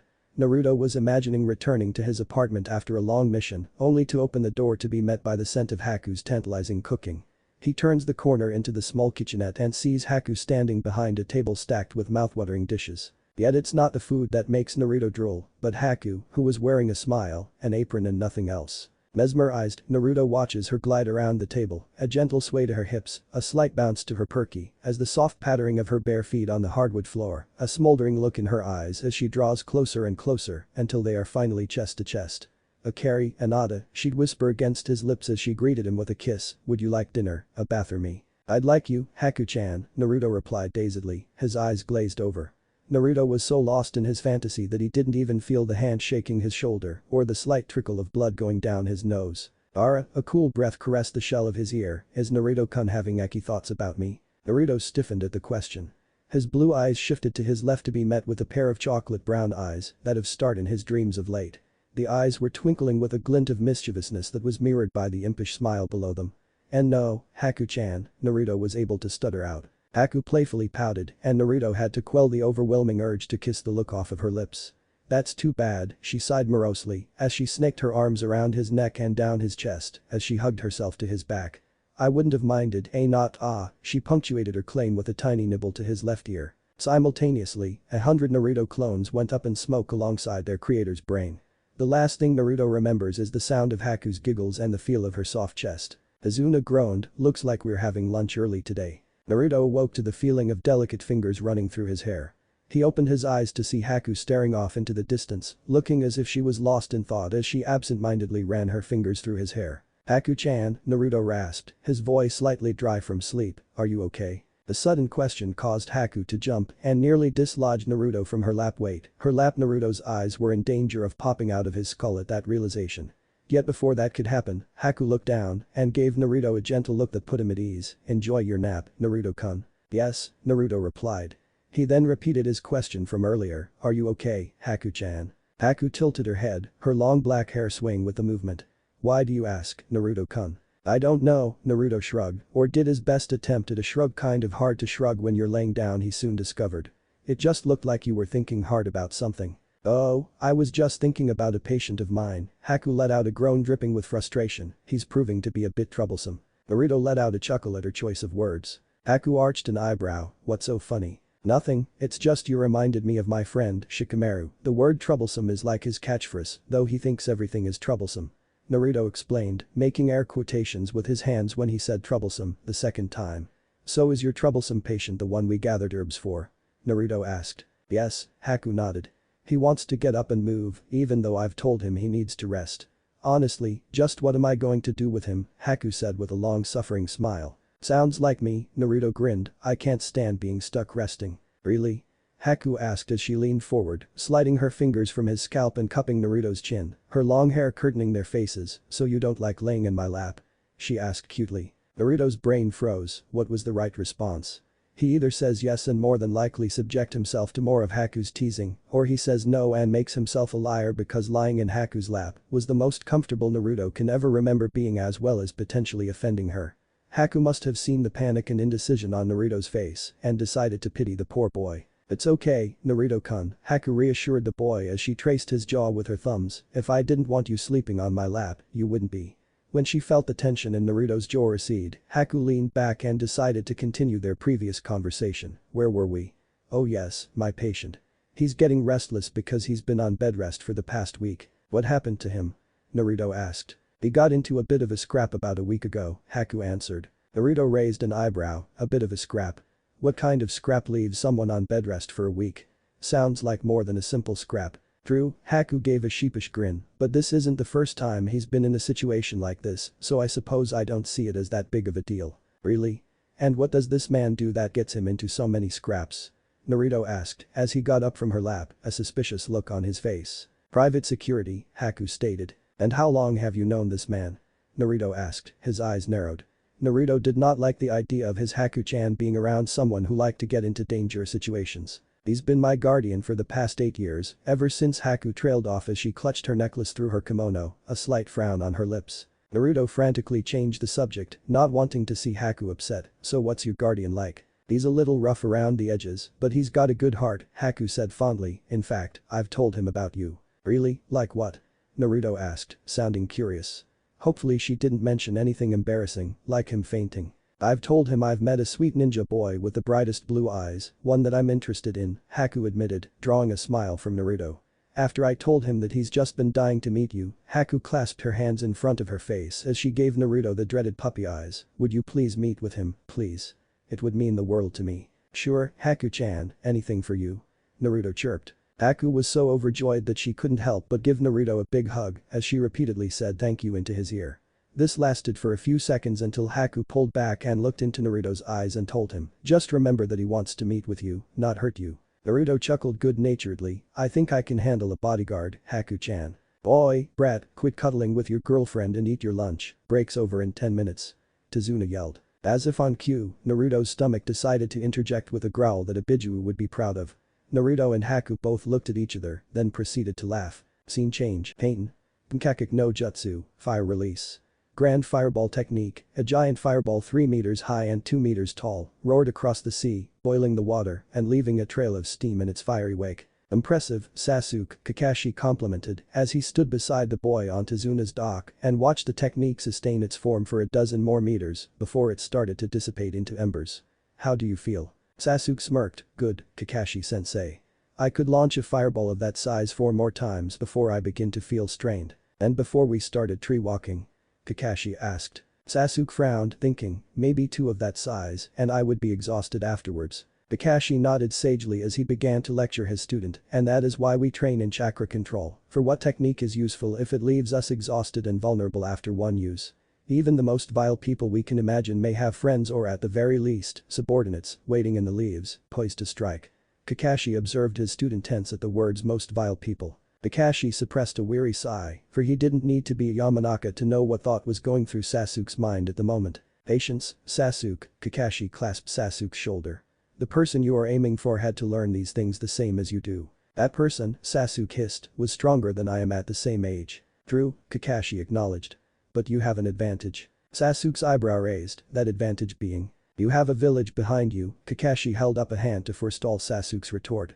I know you might not think it's much, given what they did to one of the more powerful clans. Most powerful, Sasuke interrupted. Kakashi threw a glare laced with killing intent towards his genin to silence him. A few seconds passed before Kakashi continued, as I was saying, given what was done to one of the more powerful clans in the elemental nations, it's unsurprising that you would be doubtful of the power of our village. But do not forget that Konohagakure no Sato has come out the victor in all 3 of the Shinobi World Wars, marking us as the strongest of the Big 5. Furthermore, a missing nin, even a powerful one, will never know rest because of the price on their head. Even more so for missing nins with bloodlines. Pray you don't become a missing nin, Sasuke, because there are some villages that will stop at nothing to see the Uchiha bloodline extinguished or under their control. And which type is Konoha? Sasuke couldn't help but ask. The latter, Kakashi stated simply. Though, Kakashi's voice adopted a hard edge as he squeezed Sasuke's shoulder, there are some members on the council who want Konoha to be the former. Don't give them a reason, Sasuke. Sasuke stared at Kakashi, his eyes focusing on the Sharingan eye that was hidden beneath the Jonin's hide, as long as they help me avenge my clan. And if they don't? Kakashi's one visible eye narrowed as he stared down his genin. Sasuke opened his mouth to respond when Tsunami yelled, lunch is ready. Come and get it while it's hot. Kakashi yelled back, coming, Tsunami-san. The Jonin then released his student, go inside, Sasuke. We'll talk about this later. Kakashi watched the last loyal Uchiha of Konoha stuff his hands into his shorts and walk into the house. Kakashi looked towards the sky and asked, Obito, what am I going to do with your clansmen? Scene change. An elderly man wearing shabby brown clothes and a straw hat leaned heavily on his walking stick as he hobbled his way down the dirt road of Nami, no Kuni's largest village, and what he saw saddened him greatly. What's happened to this place? The elderly man thought as he glanced to his right and saw a girl who was no more than 7 tugging on passing strangers' pants, begging for food. Sadly, she was not a unique case.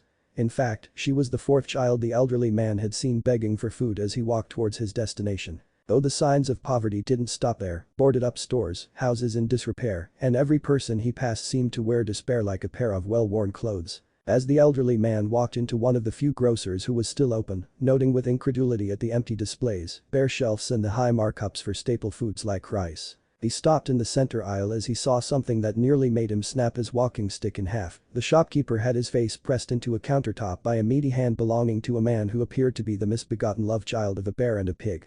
But that wasn't the worst part. The worst part was that every shopper was averting their eyes and refused to do anything. Where's your payment? The bear pig snorted as he pressed the shopkeeper's face deeper into the countertop. The shopkeeper, a middle-aged man with salt and pepper hair, screamed out, "I don't have it." "Really?" The bear pig mimed, looking around. From all these empty shelves business must be booming. The bear pig chuckled darkly at his own joke. "Arg, I haven't had anything to sell," the shopkeeper tried to explain as he squirmed beneath the giant's grip. "Just take everything in the register, there's 3,000 rim." "That's 800 short, Kaido," the bear pig stated as he drew a single-edged tanto from the sheath on his waist, the 12-inch blade looking the size of a toothpick in the bear pig's giant paw, and Gatom-sama doesn't like being shorted. The bear pig wrenched Kaido's head to the side and pressed the blade to Kaido's ear. "Now, which ear do you not want me to take?" Just before the bear pig could mutilate Kaido, a thud to his right drew his attention. The brute turned to see 2 bags of rice, a bottle of soy sauce and a package of dried seaweed placed in a pile near the register, with an elderly man standing next to it. "Excuse me, Sonny," the elderly man said. His voice was high-pitched and seemed to whistle with every word, probably due to the gap formed from his missing teeth, "but I'd like to buy these from Kaido-san, if you don't mind." The bear pig let out a as he thought about what he was going to do. He looked down at Kaido and tapped him on the cheek with the flat of his blade, enjoying how the man flinched. "Oi, how much is the old man buying?" Confused, Kaido began to ramble out, 2 bags of rice, a bottle of Kaido was cut off by the tip of the tanto blade digging into his cheek. He tried to squirm away, but the brute had a vice grip on his head. "I can see what he's buying," the bear pig said as he ignored Kaido's scream of pain. "I want to know how much it's worth." "And 957 rim." Kaido quickly replied. "Looks like it's your lucky day, Kaido." The bear pig removed his knife from Kaido's cheek and flicked the blade, spattering the floor with Kaido's blood. "Ring him up," the bear pig ordered as he released the shopkeeper. Kaido quickly scurried behind the register and began ringing up the elderly man who just stood there watching the events with a placid smile on his face, as if watching a shopkeeper get shaken down and nearly maimed was an everyday occurrence. "Why, your total is 957 rim. Would you like a bag?" "As sure as a toad croaks, Sonny," the elderly man smiled as he stretched his liver-spotted hand over the counter to give Kaido his payment.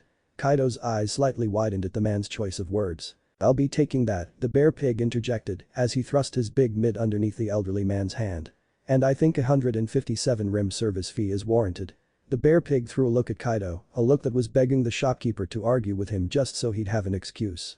Yet Kaido simply nodded his head. "DCH," the bear pig spun on his heel and lumbered out of the shop, yelling over his shoulder, "See you next week, Kaido." As soon as the brute left, it was as if a great pressure was lifted off of the store, a couple of the shoppers sending the elderly man grateful looks, while all of them refused to look Kaido in the eye.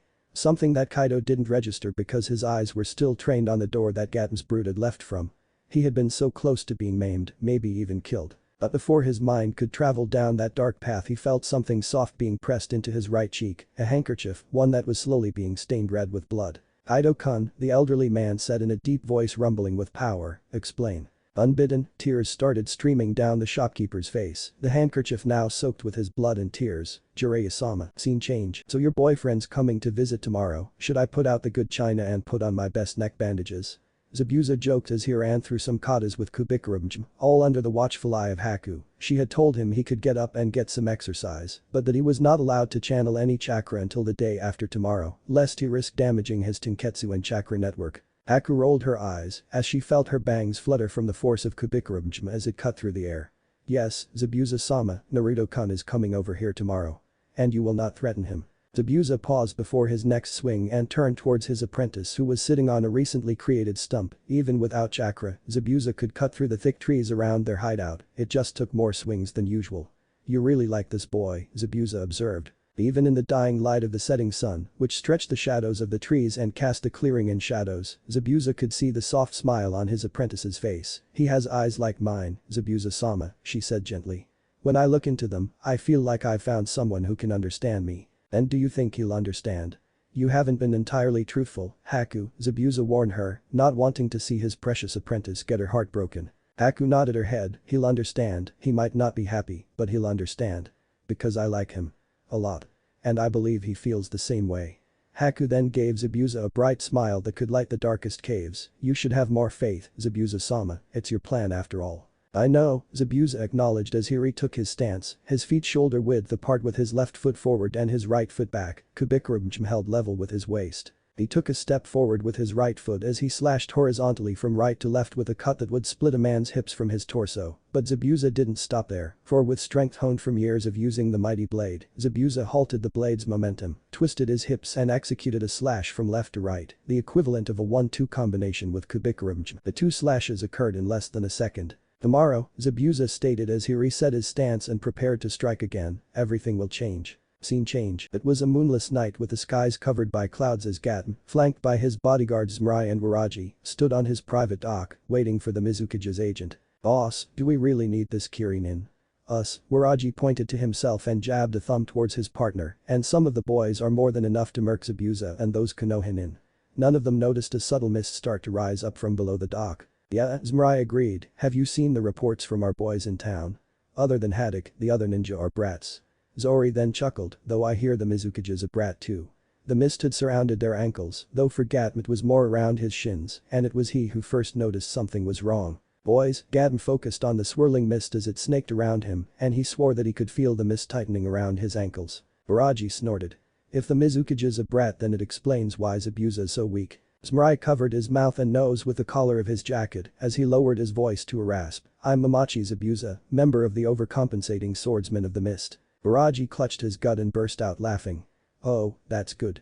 Do you think they all got big swords like Zabuza to hide their tiny dicks?" Neither man noticed the mist thicken, but their boss did. "Boys." Gadm yelled as he felt the mist constrict around his legs, slicing into his skin. Boss. They asked as they looked down only for their eyes to bulge at the mist that had surrounded them. Acting on instinct, they reached for their swords as Waraji went to guard Gatm's front, while Zmrai went to guard his boss's back. Though both found themselves rooted to the spot. "What the hell?" Waraji yelled as he tried to lift his feet, only to roar out in pain, as something in the mist was cutting into his ankles. Zmrai, not wanting to suffer the same fate, probed near his feet with the tip of his blade and had a catch on something. "Guys, there's something around our feet." Bending down, he felt along his feet and felt something smooth, thin and razor sharp. Zmrai's eyes widened. "It's wire." A maniacal laugh broke out. "They say you can tell a lot about a man by the size of their feet," a high-pitched voice cackled. "I wonder, what would yours say?" Before the voice's words could even register in their minds, Zmrai and Waraji screamed out in anguish as they toppled to the docks like felled trees, the mist stained red with blood. Adam looked down towards his two most loyal subordinates and promptly vomited. Their feet were gone. Sliced away from them, leaving only bloody stubs with strips of flesh still clinging to their exposed bones. Gat was paralyzed. So shocked was he by the horrific scene that he didn't even register the screams of his bodyguards as they bled out. It wasn't until he felt something plopped on his head that he was broken out of his stupor. He could feel that whatever it was wet and was starting to leak into his hair. "Looks like both of your men might have been projecting, Gatm-san," the high-pitched voice said with glee. Gatm heard footsteps as the owner of the voice walked to stand in front of Gatm. The voice's owner was a tall, slim man with long, shaggy, straw blonde hair wearing a wide Anbu mask, a sleeveless black shirt, matching pants, and Kuritaker's striped wrist and arm guards. The man was nearly 7 feet tall, dwarfing Gatm's 5'3". The man introduced himself. "I am Kuraira Kushimaru, Mizukage-sama's agent." Kushimaru bent down so that the forehead of his mask was resting against Gatm's. "Now, where is Abu-chan?" When Kakashi awoke that morning, the first thing he did was listen to the various sounds he had become familiar with over the past week, the creaks and groans of the house settling, the wind tousling the leaves of the tree outside his window, the gentle splash of the sea lapping at the dock, everything sounded the same. And yet, as he laid in his futon and listened to the sounds absently noting that Tsunami had just left her room and was heading to the bathroom and then the kitchen, her regular morning routine, he could not help but feel like something was off. Like something had changed or was going to change. Kakashi did a check of his body, flexing each muscle from his toes up to his ears to see if he felt a negative response. Nothing. He scanned the room to see if anything was out of place. His flak jacket was where he left it in the corner, leaning against his backpack, a backpack that carried some extra changes of clothes. He kept his weapons sealed in a scroll which never left his person. Again, he found nothing out of the ordinary. Kakashi then sent out a minor pulse of chakra, a technique Anbu are taught to suss out hidden people, though the technique is imperfect when compared to the discerning eye of the Byakugan or the senses of a sensor nin. And it was as Kakashi sent out a pulse that he found something, though what he found was the last thing he expected. Rather than finding some hidden foe prepped and waiting to strike, he instead found that his chakra felt disturbed. Not disturbed in the sense that he was under the thrall of a genjutsu, no, his chakra felt anxious. Anxious as if it could sense something bad was going to happen. To explain this feeling, one has to remember that chakra consists of two halves, the physical half, yang, and the spiritual half, yin. Much study has been done into the yang half of chakra, while very little study has been done into the yin half of chakra. This is because it is easy to measure how much a man weighs, but not how much his spirit weighs. Yet this is not to say that just because you cannot measure your spirit does not mean it does not exist. On the contrary, many veteran shinobi will swear up and down that the spiritual half of chakra does exist because it has helped to save their lives, warning them of imminent ambushes seconds before their physical senses sight, hearing, taste, touch, and smell could discern anything was amiss. When asked what tipped them off to the ambush, to a one their response was, "I felt something was wrong." To the layperson this might appear as nothing more than superstition, and yet, one need not look further than the priestess bloodline of Oni no Kuni to see that chakra is capable of granting visions of the future. So why would it not be capable of giving premonitions? Suffice to say, chakra is capable of many strange and wondrous things, and only a fool would ignore their own chakra when it was giving them a warning, and Kakashi was no fool. The only question was, what was it warning of? The feeling of anxiousness persisted throughout the day, to the point where Kakashi couldn't even find enjoyment from his favorite book. It was as he, his squad and his client's family were sitting at the dining table, having a late lunch, when he got an inkling of what his chakra was warning him of. "Hey, Kakashi-sensei, is it alright if I go meet up with Haku-chan?" Naruto asked. It was a normal request, one that Kakashi had granted without fail every time. Though not without Kakashi having a shadow clone follow the boy, for his protection, of course. Although, if Kakashi's clone happened to observe something noteworthy and just so happened to have a notebook on hand, well, you wouldn't expect a dog not to bark, just like you wouldn't expect a writer not to write, right? However, the second Kakashi heard his student's request, the anxious feeling his chakra was giving off intensified. Something was going to happen at that meeting, he could feel it, but he needed more information to formulate a plan. And so, he asked Naruto, sounding casual, "Oh, and what are you two going to be doing?" "She wants me to meet her guardian," the blonde answered, as he raised a clump of rice to his lips. "Guardian? I was unaware Haku had a guardian." Kakashi commented, "Do you know who her guardian is?" Naruto swallowed his food. "No. Do you know what her guardian does for a living?" Kakashi lost his casual tone, something Sakura and Sasuke picked up on as they lowered their chopsticks and observed a conversation between their teammate and sensei. Naruto placed down his chopsticks as he turned his full attention to Kakashi. "I know he works in private security." Kakashi's visible eye narrowed. And where are you meeting?" Tsunami picked up on the growing tension in the room and decided to excuse herself from the table and usher Inari out of the room. Naruto shrugged as he placed his hands underneath the table, thankful that Tsunami had just left because it made what he was about to do much easier. Crossing his fingers in a cross-shaped seal, he focused on summoning a shadow clone underneath the table without smoke and sound. As he was doing so, Naruto answered his sensei's question. "At her house, I guess. Do you know where her house is?" Kakashi pressed. Tazuna decided at this point in time that discretion was the larger part of valor and excused himself from the table to go and join his daughter in the kitchen. "I don't know, what's with the third degree? You didn't have a problem with me meeting with her before." Naruto glared, both at the line of questioning and the focus he had to put into pulling off the technique. And as if God himself was listening, Sakura decided to chime in. "I agree with Naruto, you didn't seem to have a problem with him meeting her before, what's the problem now?" Sakura wondered. Although she hasn't met this Haku girl, she was thankful that her presence has managed to steer Naruto's affections away from herself. Naruto nearly cried tears of joy for Sakura, unknowingly, drawing attention away from him and onto herself, because it allowed him to finish summoning the shadow clone underneath the table, unseen and unheard. And not a moment too soon, for Kakashi's response to Sakura had Naruto seeing red. "That was because he met her in a public place or I had a shadow clone following him," Kakashi explained. "What?" Naruto shot up out of his seat, his chair falling over, Sasuke tensed his shoulders, and Sakura looked about to admonish her teammate, physically. But Naruto didn't care. How could Kakashi-sensei spy on him? Before he could get started on a rant, Kakashi cut him off. "Genin, name and registration number," Kakashi ordered, his tone of voice causing Sasuke and Sakura to stiffen in their seats. Naruto's back stiffened, his eyes losing focus as he stood at attention and said in a monotone, "Uzumaki Naruto, 012607. Kakashi had Naruto stand at attention for 10 seconds, watching as the tension left the blonde's shoulders. When he was sure Naruto had calmed down enough, he calmly explained his actions. "I followed you because we do not know who Haku is, nor her intentions. For all we know she could be an enemy." Now, Kakashi held up a hand to stall Naruto's protests. "I will say from my observations that she doesn't appear like she wants to harm you. Quite the opposite, in fact. Nevertheless, you can never be too careful in our world. Are you saying I can't meet with her?" Naruto growled through his teeth. "I never said that. What I'm saying is that we are going to treat this like a potential ambush." We'll both create shadow clones, one going in your place, while my shadow clone will trail it. If there's no danger, then you'll be free to arrange a meeting at a neutral location."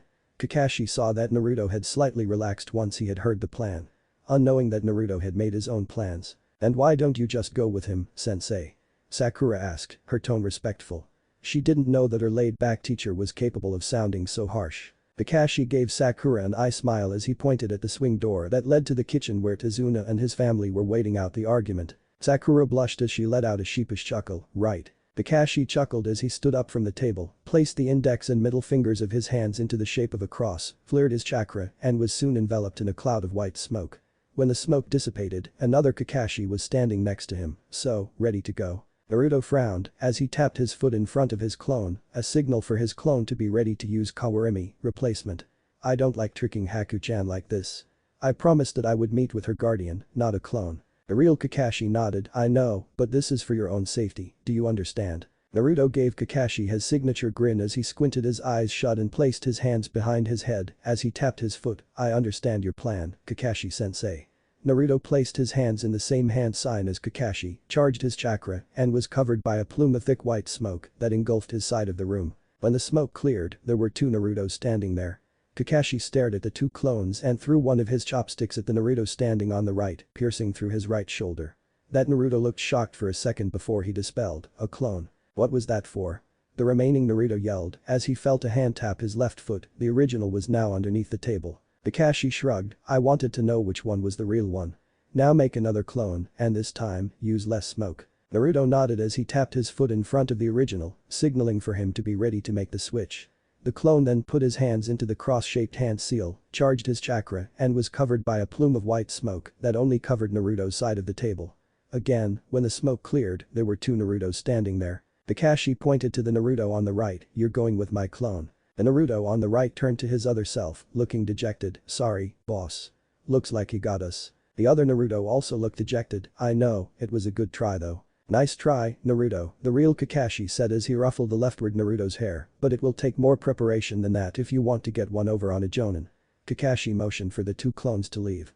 Not noticing a third Naruto underneath the table, who was grinning like a loon. Scene change. "I'm so glad that you're coming to meet my guardian," Haku said as they walked, her left arm looped through his right with her fingers threaded with his. She enjoyed how warm Naruto's hand was, especially how he was stroking the top of her thumb with his own, a very relaxing gesture. "It means a lot to me." Naruto gently squeezed her hand, "It's no problem." Naruto enjoyed how smooth and cool Haku's hands were, though he couldn't help but note that she did have some calluses on her palms, as if she was used to handling rough tools. Naruto mentally shook his head, "Haku-chan's not a ninja. She could have gotten those calluses from picking herbs, right?" Naruto was so distracted with his thoughts that he didn't even notice that Haku was asking him a question. Though he did notice when she stopped walking, raised their held hands, and placed a soft, lingering kiss on his knuckles. When Haku was sure that she had Naruto's attention, she lifted her lips and shot him a teasing grin. "It's not nice to ignore a lady. Now, what's on your mind?" Naruto rubbed the back of his hand with his free hand as he avoided looking her in the eye. "It's nothing, just thinking of some stuff." When he caught a look of the growing pout on her face he quickly amended, "Some ninja stuff." "Sorry, but I can't tell you more." Naruto shot her an apologetic grin. Haku studied Naruto for a few seconds, her mind a whirl. He's avoiding eye contact and his shoulders are tense, anxious. Maybe. About what? Me? Is he breaking up with me? Haku's heart nearly leapt into her throat at that thought when her rational mind took over. No, he would be avoiding physical contact if that were the case. Does he suspect something? Haku decided to ease her anxiety by teasing Naruto and giving him a hint of her and Zabuza's plans. "Well, I hope that when we're at your village, you can tell me more about this ninja stuff." Naruto mouthed the word village as his brain processed what she said. "Wait, you want to move to Konoha?" "Yes," Haku nodded, "my guardian and I would like to have a more permanent place to call home, and I can't imagine a better place than Konoha. After all, aren't I dating the future Hokage?" Dating? Naruto's eyes bugged out, "We're dating?" Haku dramatically gasped, dropping Naruto's hand as she turned her back on him and took a few steps away. "I didn't know you liked to string girls along." "String along? No, I would never string you along." Naruto denied as he placed his hands on Haku's shoulders and turned her around and looked her right in the eye. "I'd love to date you." "Really?" Haku asked, sounding skeptical. Naruto vigorously nodded. "Yay." Haku cheered as she proceeded to hug the stuffing out of Naruto. "Now, let's go, my guardian is waiting." Without waiting for a response, Haku grabbed Naruto's hand and dragged him towards Zabuza's base. unaware of a one-eyed shadow clone following them from above. Her body language seems genuine, though I'd know for sure if I could use the Sharingan without the risk of popping. The Kakashi clone shook his head. The real me needs to get back into shape. Scene change. The sun was beginning to set as Jiraiya was walking down a well-worn dirt path towards the house of Tazuna the bridge builder. According to Kaido, Tazuna was on the top of Gatom's kill list, and because of this, Tazuna went to Konoha to hire a team of ninja, one of whom Jiraiya knew personally. So, Kakashi finally leashed himself to a genin team. Jiraiya mused, must be some brats if he passed them. Or the council and Sarutobi-sensei forced him. Jiraiya shrugged. I'll hear it from the horse's mouth soon enough. The rustling from some bushes off to his left caused the man to pause. To any casual observer, it looked like the man was simply admiring the scenery, but to an experienced shinobi, Jiraiya looked primed and ready to kill someone in 6 different ways before they could blink. Jiraiya threw his senses towards the bush and relaxed when he felt the familiar warmth he associated with his toad summons.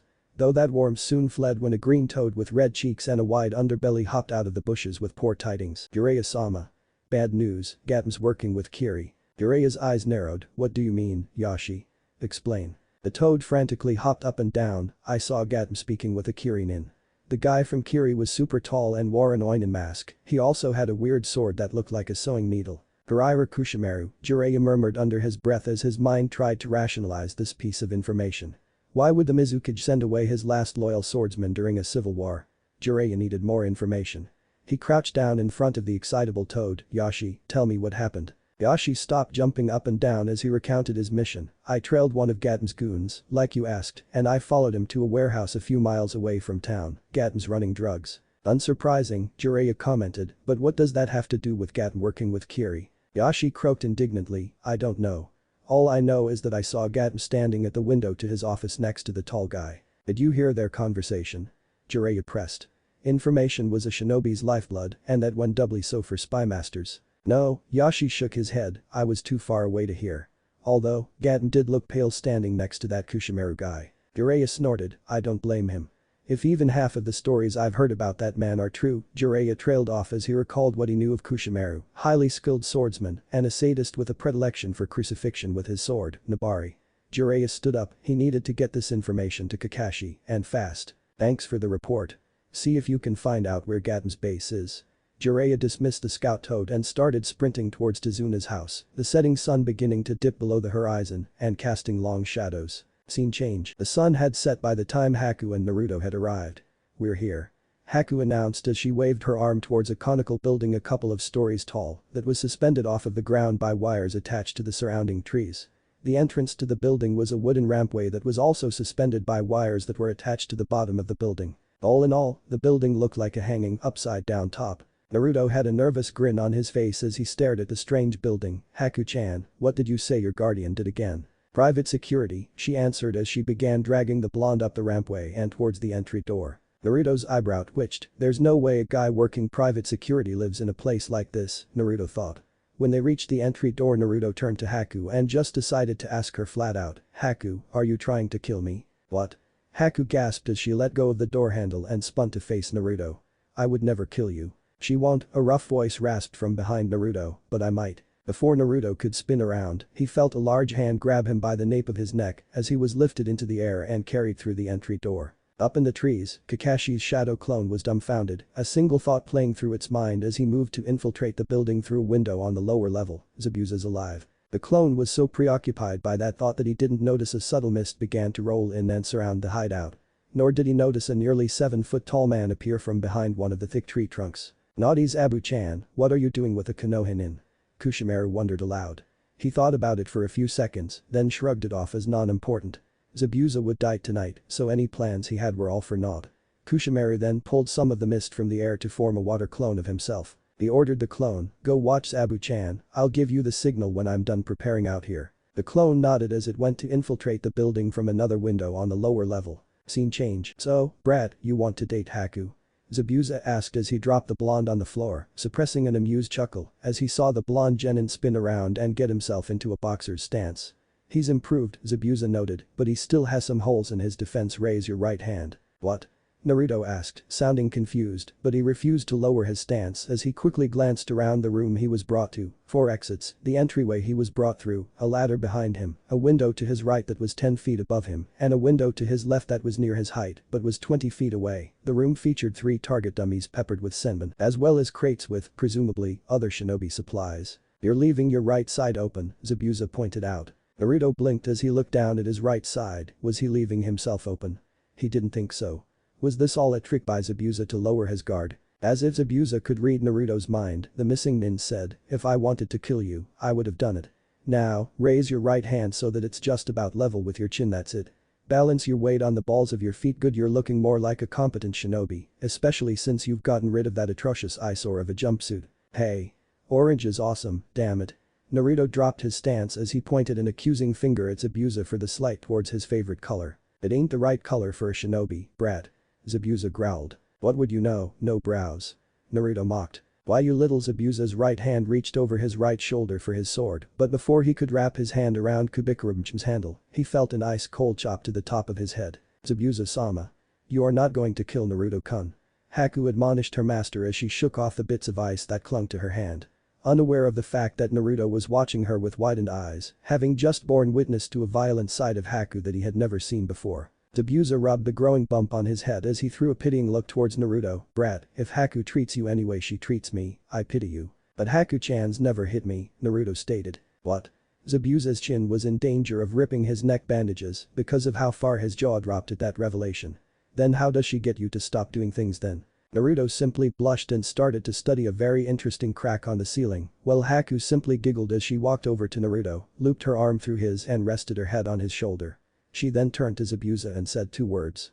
"Hisam-sensei." Zabuza crossed his arms over his sleeveless black shirt as he turned his head and studied a very interesting crack on the wall, thankful that his neck bandages hid the slight blush that stood out on his light grayish skin. "Right, moving on." Zabuza then addressed Naruto. "Brat, you must be wondering why you're here and why I'm alive, right?" Naruto nodded as he threw a wary glance towards Haku. Zabuza noted this. "Don't worry, if Haku had wanted to hurt you, she would have done so by now." Zabuza unconsciously rubbed his neck. "She can be quite vicious with those senbon of hers." Naruto looked closely at the target dummies and saw that one of them had 2 senbon pierced through its neck. It looked just like. Naruto jumped away from Haku and pointed a finger at her. "You're the Oinin who took out Zabuza."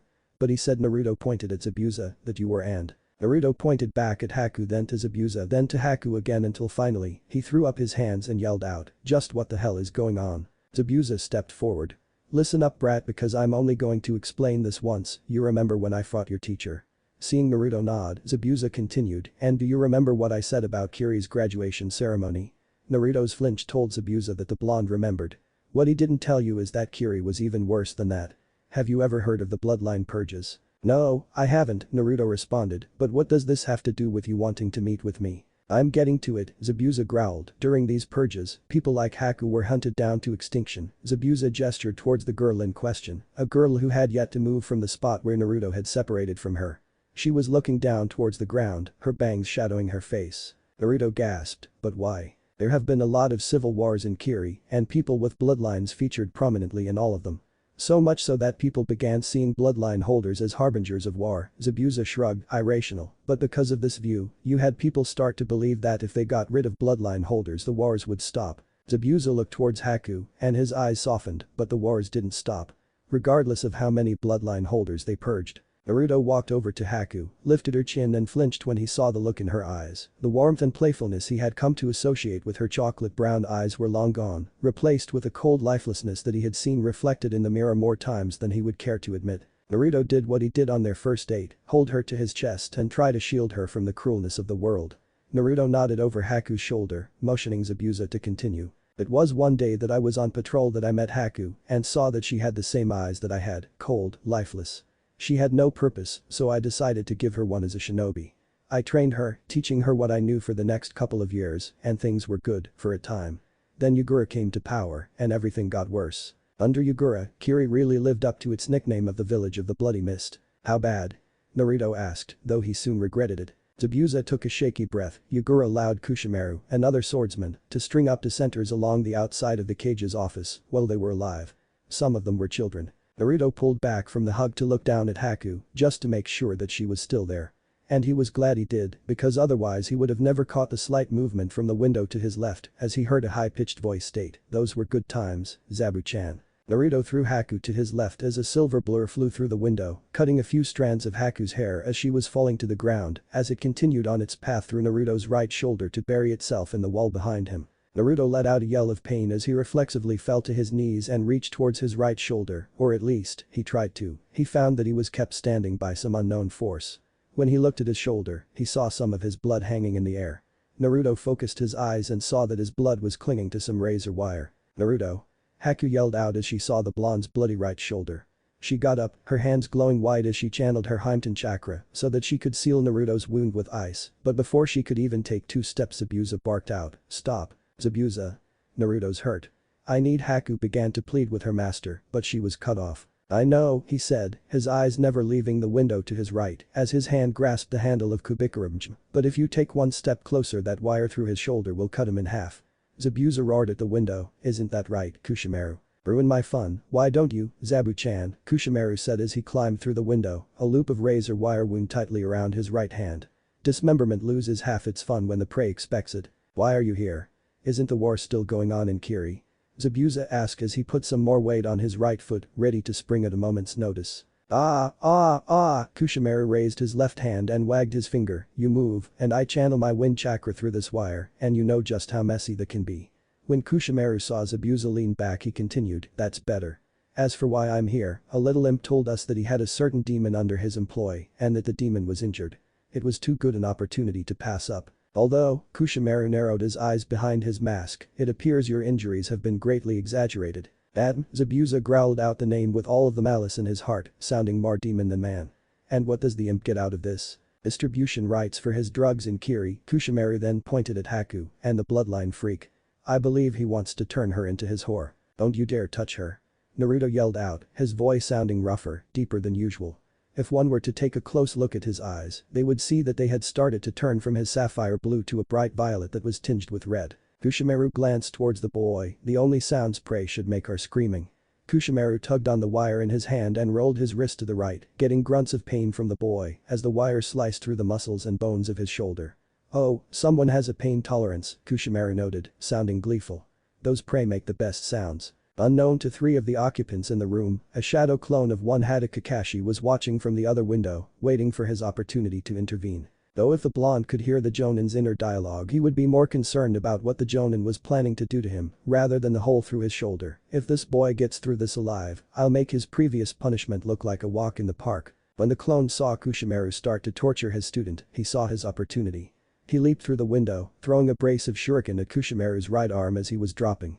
Then as he landed, he charged a Chidori, 1000 birds, in his right hand, the blue lightning crackling and chirping like its namesake as he channeled chakra to his legs and rushed towards Kushimaru. The clone's plan was half effective. While he was able to separate Kushimaru from his wire, he was unable to hit the man with his Chidori due to the tunnel vision one experiences when using the technique without the Sharingan. Kushimaru sidestepped the clone, and when he was about to dispel it with a chop to its throat, Zabuza came in and beheaded Kushimaru. Only to be shocked when the head and body turned into water, a water clone. Zabuza didn't even have the time to think about how or when Kushimaru made the switch when he felt a sandaled foot kick him in the back and send him flying out the window. "Let's play, Zabu-chan." Just before Kakashi's clone ran out of chakra, he turned towards Naruto and ordered him to run, exploding in a puff of white smoke as he did so. Kakashi and Naruto were sitting on the roof of Tezuna's house watching the sunset. Though unknown to the Jonin at this time, the blonde sitting next to him was a shadow clone. "What will we do when Haku-chan doesn't turn out to be an enemy?" the clone asked his sensei. Kakashi let out a sigh. "If she isn't an enemy, then I guess that's up to you and Haku to decide." However, Kakashi closed his one eye as he prepared himself for his student's inevitable blow-up. If she turns out to be an enemy, she might have to be eliminated. Kakashi was not disappointed. "What do you mean we would kill her?" Naruto roared so loud that Kakashi swore he saw the ocean recede slightly. Might I said, might," Kakashi repeated until the genin had calmed down. "Though it's possible I don't think it's probable, okay? Well, I don't think it's possible at all," Naruto huffed as he crossed his arms, turned away from his sensei, and looked towards the dirt road. Though his planned pouting session was interrupted by the appearance of an unknown man with waist-length white hair, dressed in some kabuki garb, running down said road. "Hey, sensei, is there some traveling show in Nami that we don't know about?" Kakashi looked where his student was looking and was promptly shocked. Jiraiya-sama, he gasped, what's he doing in Nami? Jiraiya-sama. Must be some important dude for sensei to react like this. Naruto rubbed his chin as he examined the man who was getting closer to the house and seemed to be making a beeline towards the roof. Before Naruto could ask his sensei who Jiraiya was, Kakashi had jumped down from the roof and sprinted to meet Jiraiya. Naruto shrugged and followed his sensei. Jiraiya-sama, Kakashi greeted, what brings you to Nami no Kuni? Sensei wanted me to look into something, Jiraiya told him, though I was surprised to find Nami in such dire straits. Tell me, have you had any run-ins with Gatmir his associates? Kakashi nodded as he began to explain what happened. Yes, my team and I ran into one of the 7 swordsmen. You've already faced Karaira Kushimaru. Jiraiya's outburst cut off Kakashi. Though Kakashi was more confused by the content of Jiraiya's shout than the volume. Karaira Kushimaru? Kakashi parroted. Yes, Kushimaru. Tall guy with shaggy blonde hair and a predilection for crucifixion. You know him? Jiraiya asked sarcastically. Hey, what's going on? Naruto asked as he came to a stop next to his sensei. Eat it, brat. This is a grown-up convert. Jiraiya began to tell off who he assumed was one of Kakashi's students when he paused and actually looked at the kid. Spiky blonde hair, piercing blue eyes, give the kid a more angular face and get rid of the whiskers, and the kid would be a spitting image of Minato. Minato? Naruto tilted his head. My name's Naruto, Uzumaki Naruto, future Hokage of Konohagakure. Naruto finished his introduction with a bright grin. Jiraiya shook his head to clear the image of a young Minato overlapping his son. Sorry, brat, you just reminded me of someone else. Regardless, I was talking with your sensei about Karaira Kushimaru, Kakashi stated, cutting off Jiraiya. Kakashi looked pale, as if he had just seen a ghost. And given that his shadow clone had just dispelled, it's safe to say he just had. Yeah, Kushimaru's. Jiraiya was about to tell Kakashi what he and his toads discovered when the Jonin cut him off again. Kushimaru is on the island. He's here to hunt down Momochi's abuser, and he's wounded Naruto. What? Jiraiya turned the same shade of pale as Kakashi as he lifted a shaky finger and pointed it towards the Naruto standing in front of him. Then who's this? Jiraiya was beginning to lose it. He had just met his godson, and now you're telling him he's off fighting some sewing sadist. A shadow clone, Kakashi growled as he leveled a glare so fierce at the clone that it could curdle stone. Though how, I don't know. How could you let a genin fool you? Jiraiya sounded incredulous. Guys, shouldn't we be going to rescue the real me? The clone asked, reminding the two men of the more pressing issue at hand. Both men blinked and soon got their mission faces back on. Tell me where he is, Kakashi, Jiraiya ordered as he started gathering a massive amount of chakra. His godson was in danger, and he'd be damned if he didn't use everything in his power to protect him. There's no such thing as overkill when it comes to protecting what you love. Kakashi pointed behind Jiraiya, a couple of miles west through the forest. It's a conical building, you can't miss it. Jiraiya nodded as bit his right thumb and flew through 5 hand seals, boar, dog, bird, monkey and ending on ram, Kuchius no Jutsu, summoning technique. Jiraiya yelled out as he slammed his right hand on the ground and was soon surrounded by a plume of white smoke. Jiraiya boy, why have you summoned us? We were just about to settle down for dinner. An elderly male voice asked from inside the smoke. Ma made her special cricket casserole. Yeah, I don't want my dinner to go cold, an elderly female voice said. The smoke cleared to reveal 2 toads. The male was green with white hair styled in a mohawk, thick eyebrows of the same color, and he was wearing a simple cape. The female was lime green with purple marking the back and top of her head and was wearing a simple cape as well. These were the 2 great sage toads of Mount Mamboku. Fukasaku and Shima. But to members and summoners of the Toad clan, they are known as Pa and Ma. I'm sorry, Pa, Ma, but I need your help, and time is of the essence, Jiraiya told them. I need to enter Senendo, Sage mode, Jiraiya requested, his coal eyes burning fiercely. What? Both Toad sages croaked out at the same time. Shima looked stunned while Fukasaku decided to take a glance at their surroundings. They were on a dirt road in front of a building that looked like an old fishing inn, with 2 other people around them. One person was Hada Kakashi, someone that Fukasaku had met before, while the other one was a blonde boy that nearly made Fukasaku's eyes leave his skull because he looked like the spitting image of one of their previous summoners, Namikaze Minato. He just about gasped out Minato's name, but was able to catch himself in time. It was up to the boy's godfather or the Sandaime to tell him of his heritage. Fukasaku noted that, while both Kakashi and the boy looked tense, they didn't appear to be in any immediate danger. Nor did they appear to be any immediate threat to their summoner, and certainly not threatening enough to warrant Jiraiya summoning he and his wife, Fukasaku commented as such. Jiraiya boyo, I think summoning us to deal with Kakashi boyo and this tadpole might be a bit excessive, don't ya think? Fukasaku's comments finally broke Shima out of her stupor and made her aware of the 2 other people surrounding them and, unlike her husband, she had no such control over her mental filter when she laid eyes on Naruto. "Honey, look," Shima gasped as she placed a hand on her husband's shoulder and pointed at the blonde boy who was looking quite confused by the conversation. "It's Minato-chan's tadpole." Fukasaku palmed his face, producing a meaty smack. Jiraiya and Kakashi were stunned stupid, not expecting Shima to reveal state secrets. Naruto just looked confused. The gears of his mind grinding as they tried to process what the old lady toad said. "Minato's tadpole." Naruto muttered, "A tadpole's a baby toad baby." Naruto eyes bugged out as he gasped out a question he hadn't asked in years. "Do you know who my father is?" Jiraiya recovered from his shock and sent Kakashi an Anbu hand signal and gestured towards the clone. "Terminate." Shima nodded her head. "Of course I do, silly." He was before the Naruto clone could hear her answer. He was dispelled by a chop to the back of the neck. Fukasaku turned on his wife and began grinding his forehead into her own. "Damn it, woman. You know the boy isn't supposed to know about his heritage yet." Shima pushed back, her eyes fierce as they rehashed an argument the couple has had off and on for the past 13 years. "Well, y'all could forgive me for forgetting such a stupid rule. A tadpole should know where he came from." Both toads were releasing growls that would make a tiger envious as they glared one another down. Before their argument could come to blows, Jiraiya knelt down and separated the two while shouting, "Enough. We don't have time for this. The tadpole you're arguing about is in danger and I need to get to him yesterday." Both toads gasped, turned to each other, nodded they would be discussing this later and hopped on Jiraiya's shoulders.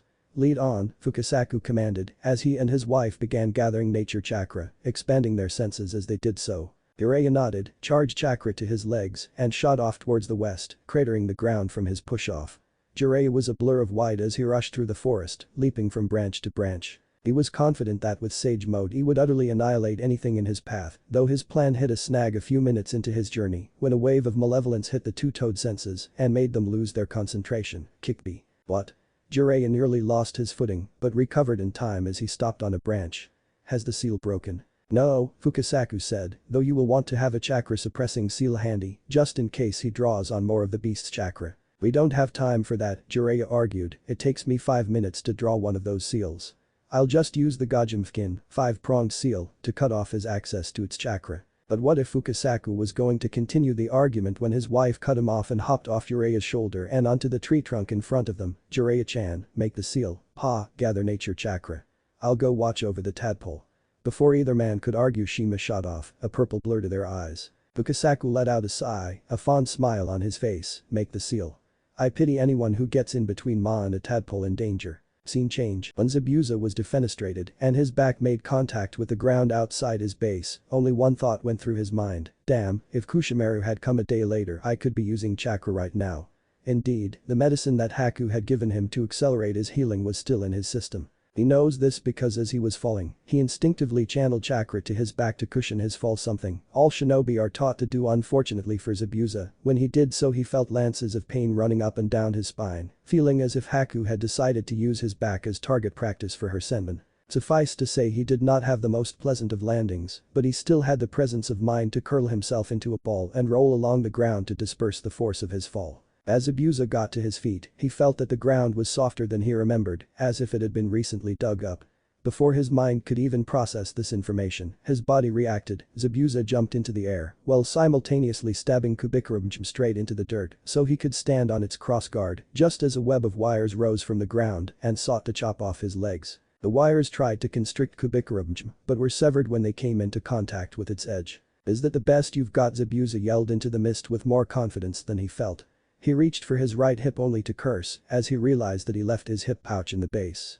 No other weapons. No chakra.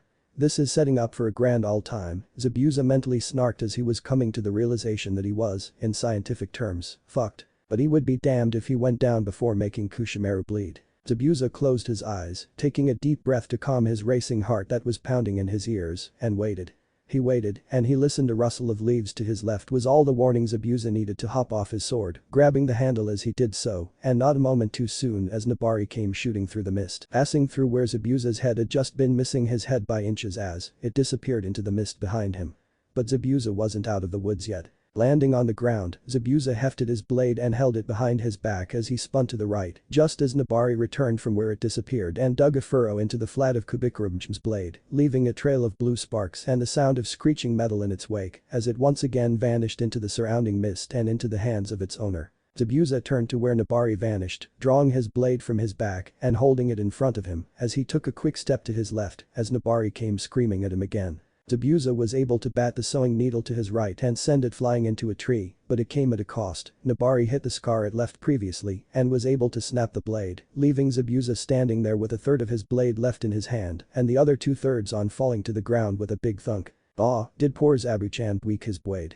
Kushimaru taunted, his voice surrounding Zabuza. "Don't worry, she'll be just fine after I feed her your blood," Zabuza snarled as he gave his shortened cleaver a few practice swings. Kushimaru ignored the comment as he observed his prey. Zabuza had finished readjusting to the new weight of his blade and had decided to stand in a defensive stance behind the broken piece of his blade. Kushimaru had never fought Zabuza personally, though he had seen him fight and he knew that Zabuza was usually more aggressive. Kushimaru narrowed his eyes. Was Zabuza trying to lure him into a trap?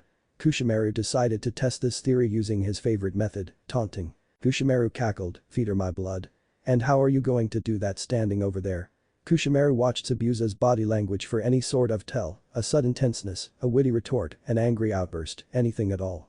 But Zabuza simply maintained his stance. Kushimaru drummed his fingers on the tree limb he was sitting on, his right hand still holding onto Nabari's wire. Zabu-chan could still be luring me into a trap, or maybe Kushimaru stopped drumming his fingers as a dark chuckle left his lips. The little imp was right, Zabu-chan was injured in his fight with Kakashi. Kushimaru tightened his grip on Nabari's wire, he was going to have so much fun. Zabuza took a deep breath as he heard Kushimaru begin cackling like a hyena and the mist around him thickened. Scene change. When Haku saw Zabuza get kicked out the window, she was already rushing towards Naruto, her hands glowing white with trails of white fog leaking from them. She was thankful that dispelling the water clone of Kushimaru also dispelled the razor wire in Naruto's shoulder because she didn't want to seal his wound with the wire still in there. "Naruto-kun," she gasped as she stepped closer to him and looked at his wound. Nabari had torn straight through his right shoulder, muscle and bone, and had left Naruto's right arm limp. Haku's eyes moistened. With that kind of damage it's entirely possible that Naruto would lose function in his right arm. "I'm so sorry." "It's okay, Haku-chan," Naruto assured her as his eyes began to lighten and his whiskers returned to normal. Though he could still feel something bubbling beneath the surface of his skin, waiting to be unleashed. "I heal fast. I'm just glad you're okay." "It's not okay," Haku shook her head as she placed her hands on Naruto's shoulder and began sealing it slowly as to ensure that the ice wouldn't have any cracks or faults. "You shouldn't have gotten hurt." Naruto hissed as he felt the ice begin to form around his entry wound. Through gritted teeth he asked, "Who was the sewing freak?" "Hiraira Kushimaru, one of the 7 swordsmen of the mist and the Mizukage's loyal dog." Haku spat with such venom that Naruto was glad that Anko had helped train his immune system with her summons. "And why do you hate him, other than the obvious reasons?" Naruto gestured towards his shoulder that Haku was still sealing. The ice had covered the entry wound and was now creeping around and over his shoulder to the exit wound. Naruto felt like he would never look at a sewing needle the same way after today. "Other than him and his master wanting to exterminate people like me?"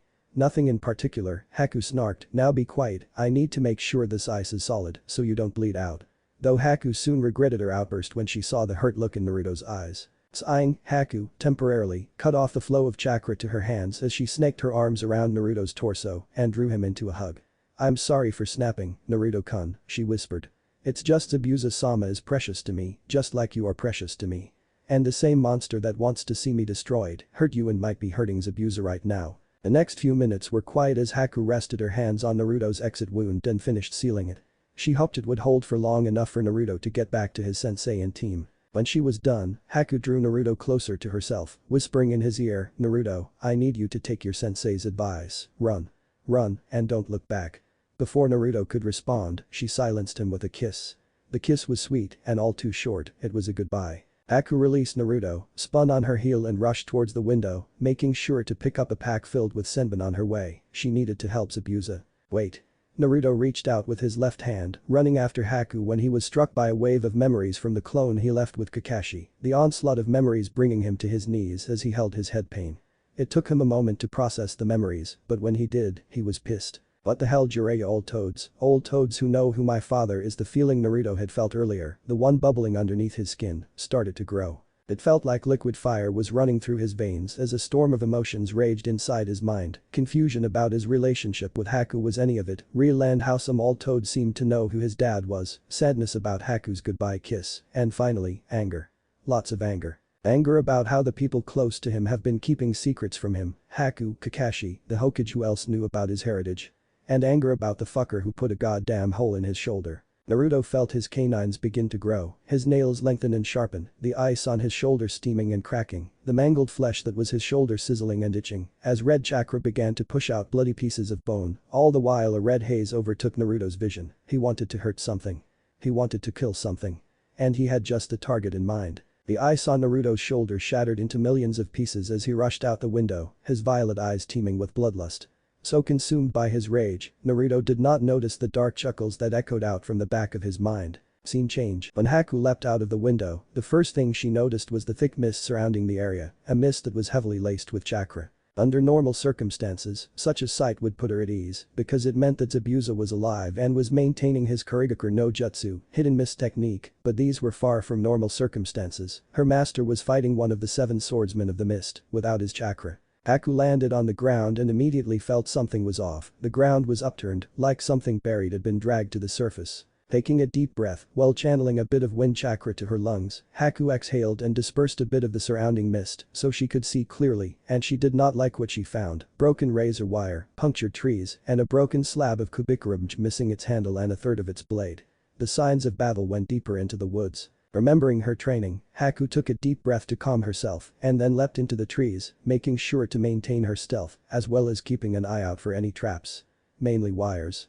Haku traveled for a couple hundred meters before she heard grunts of pain, followed by crazed laughter, a bad sign. Haku leapt down to the forest floor and ghosted in between the trees, the sounds of laughter growing more manic and the grunts of pain softening as she crept closer to their source. Peeking out from behind a tree, Haku had to bite her lip from screaming out in rage and giving away her position. Zabuza was strung up to a tree, arms outstretched, Kubikurum's remaining third laying by his feet, his clothes tattered and stained with blood, all the while Kushimaru stood in front of him, cackling. "Come on Zabu-chan, is this the best you've got?"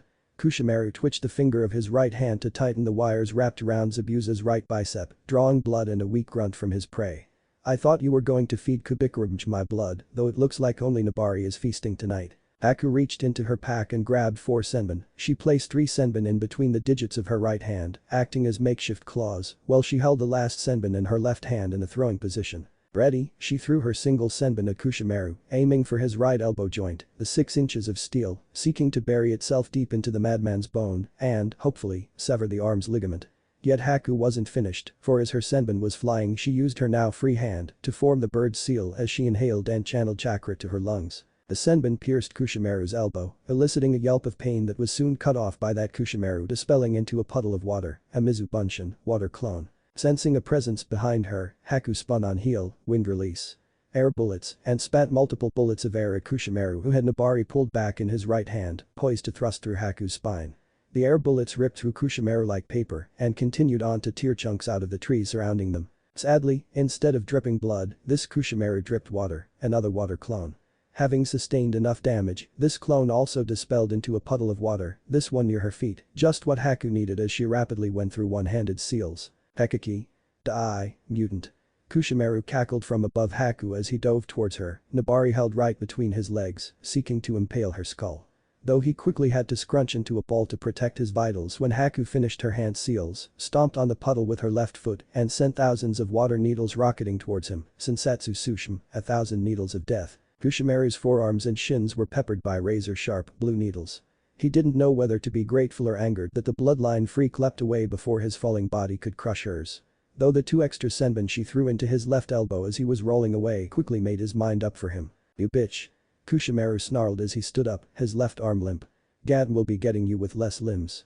Kushimaru flexed his left arm to see if he could move it, only to hiss in pain when he felt the metal needles grinding against his bones. If the girl wasn't a mutant he would have been impressed. Deadly accuracy with senbon, seamless use of 2 different releases, and capable of using one-handed seals. Zabuza had trained his little pet well, and now Kushimaru's only chance was to stall, hoping that the single water clone he left to maintain his Kurigaku no Jutsu, hidden mist technique, heard his yell of pain and was moving to intercept. What he wouldn't give for some divine intervention right about now. "When I'm finished with you, I will have Gaten's head," Haku stated coldly, tightening her grip on her senbon claws as she channeled some wind chakra through them, increasing their cutting power and their reach by 4 inches. More than enough to separate Kushimaru's head from his shoulders. Kushimaru mentally cursed. From the look in the girl's eyes, she wasn't in the mood for talking. That remains to be seen. Kushimaru held Nabari by its wire and began twirling the blade as he channeled his chakra through it, the sewing needle quickly becoming a blur as it kicked up dirt, grass, small rocks and branches, the mist surrounding them being blown away. Just as both shinobi were going to launch themselves at one another, a wave of malevolence overwhelmed them, freezing them both. Haku had never felt such a thing before, the suffocating bloodlust that constricted your throat, making it hard to breathe. Not even Zabuza-sama on his worst day could match such an output. She lost focus for a second, and that second cost her. Because, unfortunately for her, Kushimaru was familiar with this type of bloodlust, the bloodlust that only a Bijker their Jinchuriki could produce. Kushimaru prayed to the heavens and got a demon instead, though he could work with that. Kushimaru seized on Haku's lapse of focus and threw Nabari just over her left shoulder, the wind pressure cutting Haku's cheek and severing strands of her raven hair. The pain brought Haku back to her current situation, yet before she could retaliate Kushimaru had already begun to weave his web. Nabari was caught by Kushimaru's water clone, who promptly threw it by Haku's right and to his original, who caught it and threw it right back to his clone. The two Kushimaru were blurs of motion as they threw Nabari back and forth over a dozen times to one another, wrapping up Haku in a cocoon of razor wire, causing her to lose her balance and fall, face first, to the ground. Haku knew better than to struggle, otherwise the wire would slice her to ribbons, though that didn't stop her from sending the most vicious glare she could muster at the sewing sadist. Ekaki, Kushimaru walked up to the captured Haku, handing Nabari to his water clone and giving him a hand signal that meant, provide overwatch. The clone nodded and leapt up into the trees above them, disappearing. Kushimaru looked down at his prize and proceeded to grind Haku's face into the dirt with his foot. Nice try, freak. But the only head from Gat you'll be getting is his lower one. Now Kushimaru turned towards the source of malevolence which had just appeared from behind a tree, the blonde Konoha genin from Zabuza's hideout. What's Konoha doing with a Jinchuriki? I thought your yondaime killed your bijk. Let go of her. Naruto barked, his voice gravelly and rough, his eyes a red-tinged violet rather than their usual blue. Naruto looked positively feral. A sight that surprised Haku. Naruto? She whispered, her eyes wide with shock at the boy's current appearance. Then, what Kushimaru said finally registered in her mind, Jinchuriki. Is Naruto like the Mizukage? A flower of doubt began to bloom within Haku's chest at that thought, one that she quickly smothered. Naruto was not the Mizukage. He was the boy she fell in love with. And why would I do that, brat? And why do you care anyway? Didn't Zabuza and this Kushimaru stamped his foot on Haku's head, drawing a growl from the boy, thing, trick you into meeting with them? I don't care, just let her go. Naruto's eyes flickered red and gained a slit for a split second before returning to their violet state, though they also flickered with something else, doubt. It happened so fast that most would have missed it, but Kushimaru was one of the most accomplished shinobi alive, and you didn't live as long as he did without being observant and by seizing on those observations. And Kushimaru did just that. Are you not a Jinchuriki? Are you not used to being used, boy? Kushimaru tilted his head as he observed the boy. The boy's eyes held anger, but the doubt Kushimaru saw had returned, this time stronger. What do you mean? Naruto's eyes flicked between Kushimaru and Haku. Haku, the girl he had met in the forest, the girl who teased him, brought him lunch, and always smiled when she saw him. The girl whose eyes brightened when she saw him, the girl who was Zabuza's apprentice. The girl who tricked him. Haku struggled against the wire, knocking off Kushimaru's foot and earning cuts over her body in the process, but she didn't care. Don't listen to him. We never wanted to hurt you, I never wanted to hurt you. Then why lure him to your hideout, away from his sensei? Why not meet in a neutral location? Why the secrecy? Kushimaru cut off Haku with cold hard logic as he observed the boy, watching as more doubt crept into his eyes. You're a Jinchuriki. Holder of the Kikbi, correct? Kushimaru stated bluntly as he watched for the boy's reaction, and he wasn't disappointed. Naruto flinched and gave a reluctant nod, a reflex that told Kushimaru more about the boy's insecurities than his words ever could. Kushimaru knew how he would attack the boy, his humanity. Then you, more than any other shinobi, should understand, you are a tool. That's not true. Naruto denied as he swiped furiously at the air, as if he could knock down Kushimaru's words. I am Uzumaki Naruto, I'm the Jinchuriki of the Kikbi no Yoko. Kushimaru finished for the boy, watching as the boy flinched again, his eyes slowly turning from violet to blue, the malevolent aura he produced slowly fading, as the anger that fueled it was banked by sadness. You house one of the greatest masses of destruction the world has ever seen, you are a weapon, a deterrent, a tool, and that is all the world will see you as. Naruto had tears in his eyes, which had returned to their normal blue. That's not true, Jiji. I don't know who your Jiji is, kid, Kushimaru cut him off, but I wouldn't put it past your Hokage to pay someone to make you happy and love your village. Kushimaru smirked behind his mask as he saw the boy drop his fighting stance and begin to shrink into himself. Just a little more and the boy would be completely broken. Kushimaru sent a discreet hand signal to his water clone to be ready to go. Kushimaru wanted to bask in the boy's growing despair. Nothing was sweeter to him than breaking a prey down to the point that they welcomed death. That's not true, Naruto began but was cut off by Kushimaru once again. He loves me. Is that what you were going to say? Kushimaru shook his head as he gave the boy a resigned sigh. You are valued for what you are, Ejinch Kriki. You are your village's greatest weapon, Ejinch Kriki. That is all you are and all you ever will be, and no one could ever love a tool. Naruto fell to his knees, his eyes blank as tears streamed down his face. The world seemed to be getting darker. Was that all he was? A weapon, a tool. Did his Jiji only love him because of what he held? Is that why they wouldn't tell him who his father was? To keep him reliant on them? Just when Naruto's world was about to sink into the darkness of despair, a single voice pierced through the veil of his depression. It was warm and soft as silk. You're Uzumaki Naruto. Future Hokage of Konohagakure no Sado, and I love you. Haku cried out. You love me? Light began returning to Naruto's world as he turned towards its source and saw Haku. Haku who, even under the heel of Kushimaru, was sending him the same smile that never failed to set his heart at ease and make him feel warm inside.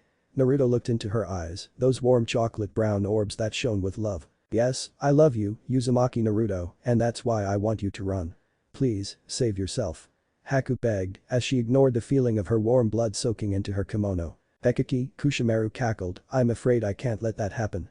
It's not every day you've got the opportunity to cripple one of the big five. Kushimaru gave the signal to his clone. Haku's eyes were filled with fear as she watched Kushimaru's clone descend from on high, Nabari poised to drive through Naruto's skull. Just when all hope seemed lost, a pink bumpy whip lashed out from the trees above the water clone, wrapping it up and stopping its murderous descent. What? Naruto fell on his ass and crawled backwards from under the trapped water clone. What?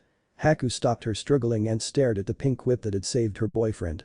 She shuddered when she realized that the whip was actually a tongue. A tongue with a mouth on it. Kushimaru was silent. Though if one could see behind his mask, they would find a face that was a rictus of fury.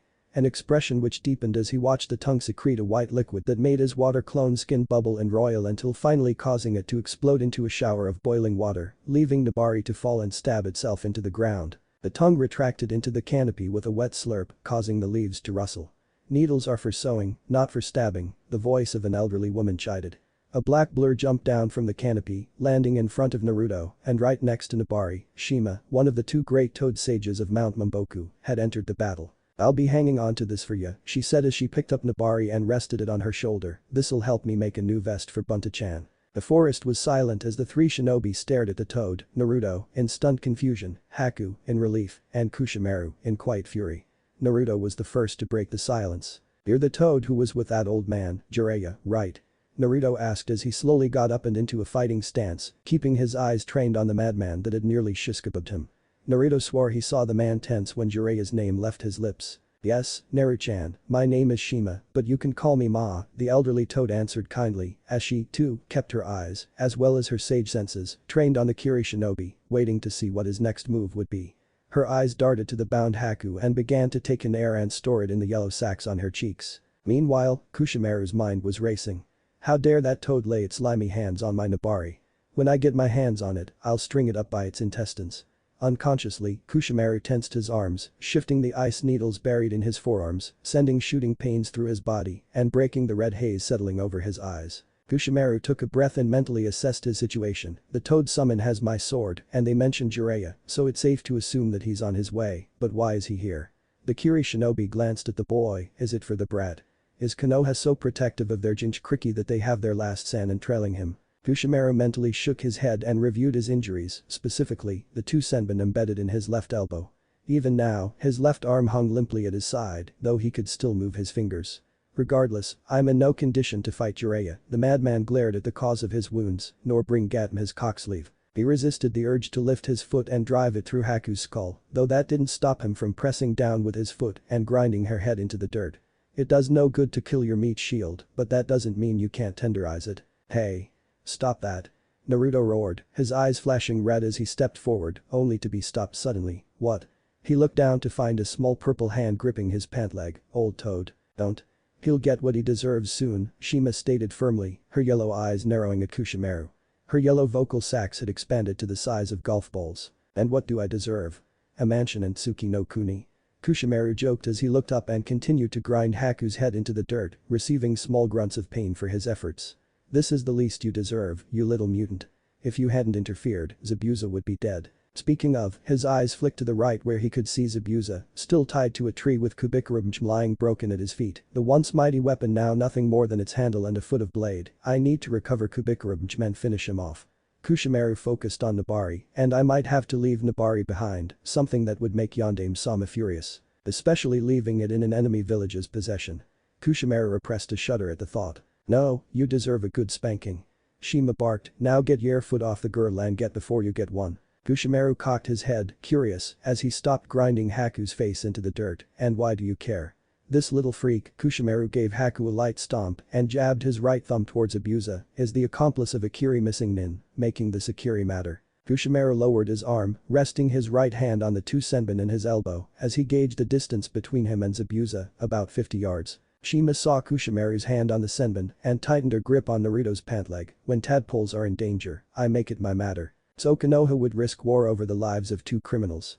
Kushimaru shook his head as he plucked the senbon out of his elbow in a spurt of blood. He kept the needles in his hand as he began channeling chakra to his legs. Too far for a guaranteed kill shot.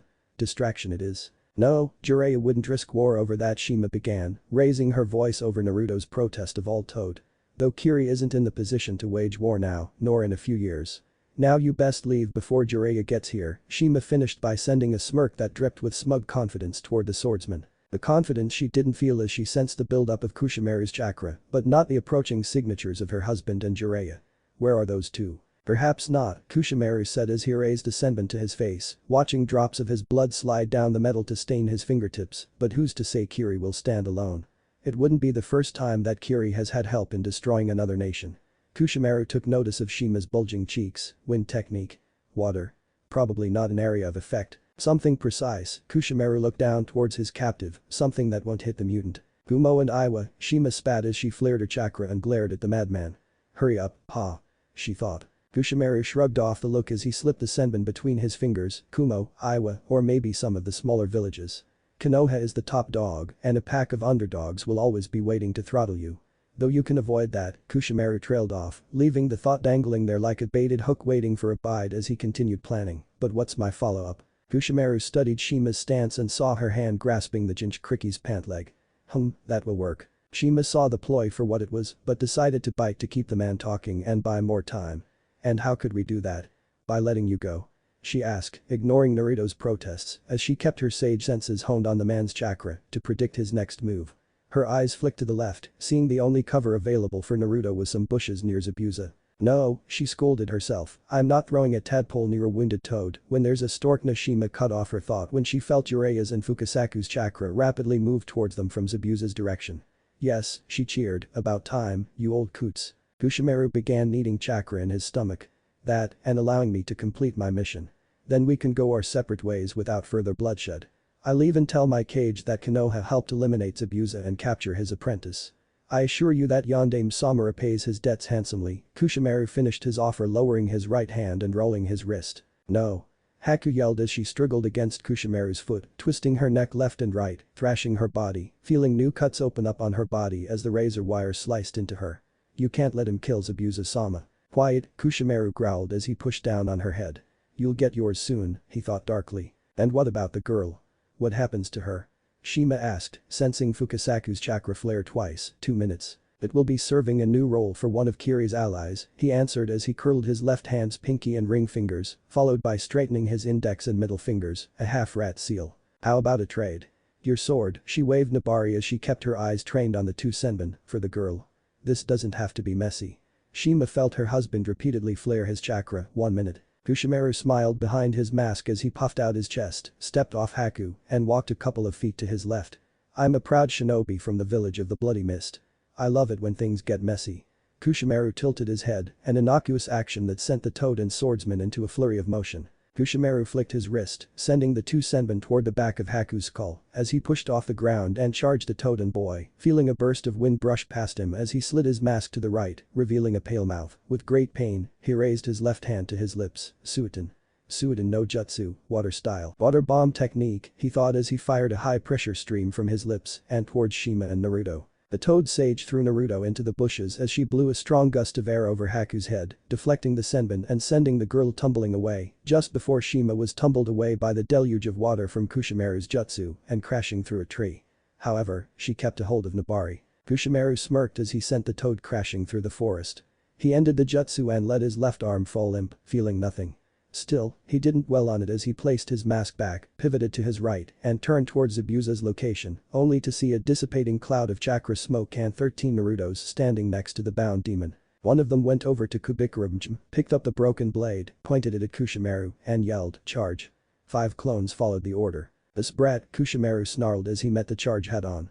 He dispelled the first clone with a right jab to its throat and the second with a knee to its gut. The third and fourth clones rushed him from his right and left sides with their fists cocked back. Kushimaru scoffed as he swayed to his right, grabbed the right clone's collar, and threw him into the left clone, dispelling both in a large cloud of smoke, which the fifth clone used as cover for a slide tackle aimed at the Kirinin's ankles. But the veteran shinobi lightly hopped over the clone, avoiding the attack and using its head as a stepping stone to propel him into the air and towards Abusa and the 8 remaining Narutos. "Dead him?" Clone 6 through 8 yelled as they launched their brethren into the air to ground the soaring madman. Kushimaru saw the incoming clones and made his right arm go limp as he channeled chakra through both arms and spun quickly in the air, using his arms as whips to flay clones, the ice needles in the swordsman's forearms, adding to his lethality. Something that the launcher clones soon learned when Kushimaru landed in between them, spun, and turned them all to vapor, leaving only 2 Narutos standing between him and Zabuza. The armed Naruto raised a broken blade above his head, a battle cry halfway out of his lips when he was backhanded and dispelled, leaving Kubikurumjim to fall to the ground, only for its plummet to be halted by the hand of Kushimaru. Kushimaru twirled the blade as he stepped up to Naruto, who stood right before Zabuza, both glaring defiantly at him. "Any last words, brat, Zabuza? And keep in mind I'm on a schedule," Kushimaru said. They both started to speak when Kushimaru cut them off. "Sorry, I'm out of time. Why don't you tell it to the Shinigami?" Kushimaru cackled as he thrust the blade forward, aiming to stab through Naruto's skull and guts Abusa. Only for Kubikurumjim to explode in a puff of white smoke as he felt his right arm placed into an armbar and his fingers snapped. His mind didn't even have time to process the pain because his instinct screamed at him to move when he heard a rustling above him and saw another Naruto dropping down with Kubikurumjim ready to cut him in half. Kushimaru hastily sent an overpowering burst of chakra through his right arm, overloading the chakra network and exploding the tenketsu in his arm. Still, it was enough to allow him to bend and raise his limb, to have the leech on it take some of the blow as Kushimaru stepped back, feeling the tip of the broken blade score his mask before he felt it slice through his forearm and his ulna bone, his vision bleeding red. Naruto landed in a crouch, his eyes crimson and slit, his blonde dripping with Kushimaru's blood, as he reared Kubikurumjim back to thrust it through the madman's black heart. "This is for," he began to yell when he was cut off by a knee to the face and was thrown into the bound Zabuza, the back of his head striking the missing nin's stomach, causing the bound demon to cough up blood and begin an extended inspection of the inside of his eyelids. Naruto's vision darkened. He did not see Kushimaru's foot, emblazoned in a blue chakra shroud, racing for his face. Though he did hear, oddly enough, the clop of a wooden sandal as he slipped into unconsciousness. The loud boom was heard, sending a shockwave through the forest that shook the trees and sent all its nocturnal residents fleeing. At the shockwave's epicenter was Jiraiya, wearing his usual mixture of kabuki and shinobi garb, with the unusual addition of a bulbous warty nose, toad-like eyes, and a green toad with a mohawk riding on his right shoulder. Kushimaru wasn't in the right state of mind to comment on the Sanin's new additions, as his right foot was currently in Jiraiya's right hand in a grip that could crush steel. Kushimaru knew this because he felt like all of the bones in his foot were powderized. Before Kushimaru could beg, fight or scream, Jiraiya pulled back on the captured leg, causing the wielder of Nabari to stumble forward as the Sanin straightened out the limb and brought his left elbow down on the kneecap. A vicious snap was heard, sounding like a breaking branch as the bones, cartilage, and tendons in Kushimaru's knee ceased to exist. Though Jiraiya wasn't finished as he channeled Kaiten chakra to his left hand, causing it to be engulfed in a fiery blaze. "Can't have you bleeding out, Karier," Jiraiya growled, a vicious gleam in his eyes as he seared shut the wound on Kushimaru's right arm. "You have a lot to answer for." The pain, being too much for him, sent Kushimaru into the blissful land of unconsciousness. Jiraiya released Kushimaru, letting the man crumple to the ground. He dug into his vest and pulled out a spool of ninja wire and the seal he had made for Naruto. He placed the seal on the swordsman's chest, his eyes lighting with satisfaction when he saw the seal glow blue, signifying a good seal. "Pa, can you sense any other hostiles in the area?" Jiraiya asked as he began tying up their prisoner. Fukasaku closed his eyes and threw out his senses. "What took you two so long?" Shima shrieked as she hopped up with an awake and silent Haku in her arms and Nabari on her back. Haku's brown eyes focused on the forms of Naruto and Zabuza, tears of relief and joy streaming down her dirty and bruised cheeks as she saw they were bloody but breathing. Fukasaku winced. "I sense a hostile, and I'm married to her," he said weakly. "What did you say?" Shima barked. Fukasaku's shoulders slumped as he hopped off Jiraiya's shoulder, ending the Sanin Sage mode. "Nothing, dear," he muttered as he landed on the ground. "That's what I thought." Shima smirked as she placed the girl down and turned to Jiraiya, "And to answer your question, no, there's no more hostiles in the area." She then hopped over to Naruto and Zabuza to begin administering medical aid. Jiraiya let out a sigh of relief as he finished securing Kushimaru. "That's good, and thank you for your help, Shima-sama, Fukasaku-sama," he said, looking both toads in the eye as he addressed them. "I shudder to think what would have happened without your help." "Don't mention it, Jiraiya boyo," Fukasaku said as he looked over at the unconscious Naruto being tended to by his wife. "That boy's family. Even if he doesn't know it yet." "I know," Jiraiya said fondly as he gazed at Naruto. "What are the chances you're telling him, Jiraiya?" "Everything," Fukasaku cut him off as he hopped over to catch Zabuza when his wife ripped the wire. "Damn it," Jiraiya cursed under his breath as he walked over to the bound Haku and sat down cross-legged, drawing the girl's attention. "Miss, would you care to tell me who you are and why I had to save my godson from Kiri's last loyal swordsman?" he asked politely, but Haku could hear the steel hidden behind his words. "My name is Yuki Haku," and Haku began telling her story to the Toad Sannin and Toad Sages. Naruto woke to the sound of dripping water. Confused, the boy slowly opened his eyes and was greeted by large leaky iron pipes that hung from a metal ceiling. The pipes faintly glowed orange, flickering like a flame in the wind. "How did I get here? Last I remember, I was fighting that sewing freak who tried to kill Haku-chan." Naruto shot to his feet, his blue eyes wide and frantic as he scanned his surroundings. "Haku-chan, where are you?" the boy yelled, his voice echoing down the tunnel, hoping to hear her light, soothing voice. Instead, the voice that responded was dark and rough. "Kukuku," is the brat worried for his mate. Naruto's head whipped to his right. "Who are you? Where's Haku?" The voice chuckled, "Come and find out." A bright orange light flared at the end of the tunnel, flowing down the pipes and making Naruto's eyes water. "Bastard." Naruto cursed as he rubbed his eyes and began following the glowing pipes, the light at the end of the tunnel disappearing. Naruto couldn't tell how long he walked down the damp dark tunnel. He had tried to keep track of the passing seconds in his head, but the uneven dripping of the pipes echoing around him threw off his count, much to his annoyance and the voice's amusement. "What's the matter? Can't keep time? Is a little water distracting you?" the voice tutted. "Not much of a shinobi, are you?" "Shut up," Naruto muttered, his steps becoming more forceful. "I'm a good shinobi." "Really?" the voice asked with faux surprise. "I didn't know a good shinobi needed someone to save them." "I said shut up," Naruto growled, his pace quickening as he recalled the old lady toad saving him from Kushimaru. The image of a bound and crying Haku, watching with fearful eyes as Kushimaru's clone descended, would be forever burned into Naruto's brain. Pathetic. What kind of good shinobi needs an old toad to save them? Though that's not the only time someone saved you, is it? Shut up, Naruto forcefully stated as he began jogging, running towards the voice and away from the memories to little avail. He remembered freezing up in front of the demon brothers, only to be saved from their claws by Kakashi. Naruto recalled Sasuke's mocking question, "Are you okay, scaredy cat?" I never thought I'd agree with an Uchiha, but you are a scaredy cat. Always needing your sensei to save you, isn't that right?" "Shut up."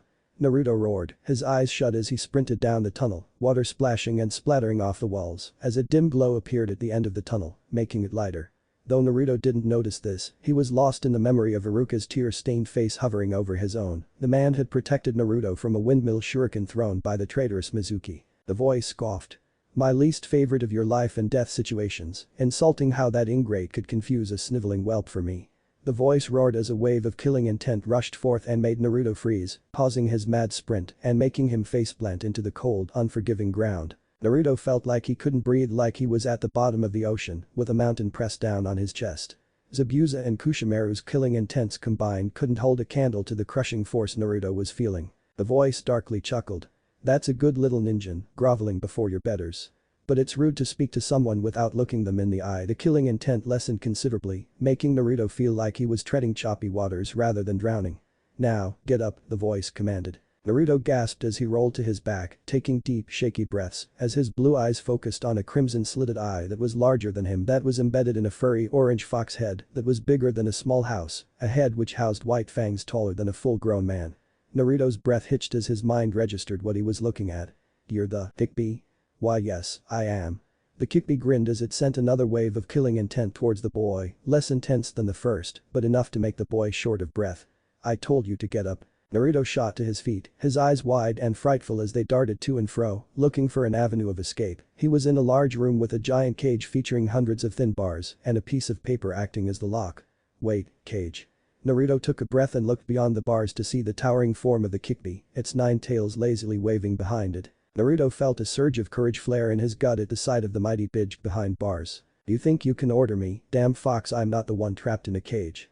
Naruto yelled, only to let out a pitiful yelp as a surge of killing intent fell upon the boy's shoulders, forcing him to his knees. And yet you kneel before me, Kyuubi growled. Know this, Jinchuriki, I may be caged, but I am far better than you or any other human will ever be. Naruto clenched his fists. That's not true, Naruto gritted as he struggled to stand. Humans are better than demons. Oh?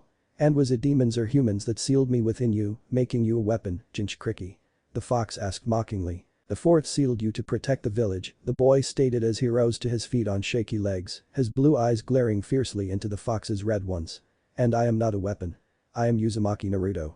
The blonde roared, his legs steadying as he stared down the fox. The two beings silently looked daggers at one another, the blonde seeing the utter contempt for humanity that dripped from the fox's eyes. In contrast, the fox saw the same calm determination shining in the boy's eyes, reminding it of the bastard fourth Hokage. They held their stare off for what felt like a lifetime. Finally, the boy broke the silence by asking, what do you want, fox? The fox reined in its killing intent as it leaned forward, brushing the blonde's bangs with its fetid breath. Nothing you would give me, the Kyuubi's eyes flicked towards the seal for a fraction of a second, scowling at the piece of paper that held it captive before refocusing on its jailer. And nothing you could give. For a second, Naruto swore he saw the mighty bitch's eyes glaze over in sadness before being banked by irritation. I just wanted to meet my jailer, face to face, and I must say, you are pathetic. What was that? Naruto wondered as he observed the beast. Can demons even feel sadness? Then the fox's last words registered in the boy's mind, oi. I'm not pathetic. I'm strong. The fox scoffed, rolling its eyes as it snarked. Sure you are, asked Kushimaru, the demon brothers, and Mizuki. Or do you not recall your trip down memory lane? The fox then rested its head on its front paws. If it weren't for your sensei, teammate, and most importantly, me, you would be dead, Jinchuriki. The blonde was about to deny the fox's claim, but was confused by its last assertion. Huh? What do you mean me? You've never helped me. Your shoulder, the fox stated. Did you think your mate's ice healed the hole in it? Kyuubi snorted, though maybe I should have left it so it'd match the hole between your ears. Boy, the young ninja shouted, reflexively holding his right shoulder, quit insulting me. The Kyuubi rumbled, spiking its killing intent, though it was irritated that the boy failed to flinch. Your existence is an insult to my very being, Jinchuriki. Quit calling me Jinchuriki. Naruto exploded, pointing his finger at the fox. I have a name, use it. It'll be a cold day in hell when I use any human's name, especially a Jinchuriki's, the fox growled, baring its teeth. What do you have against Jinchurikis? Against me, Naruto shouted as he marched towards the cage. Other than being my prison, the bitch snarled as it pressed itself against the cage's bars. How about being sealed into a human for the sole purpose of being a weapon? A glorified chakra battery? How about knowing that your brothers and sisters suffer the same fate? I am not a weapon. Naruto denied it as he stopped right in front of the bars. You are a shinobi. The fox spat as it rose to its full height. And that is what shinobi are. Weapons. You kill and destroy because you're ordered to.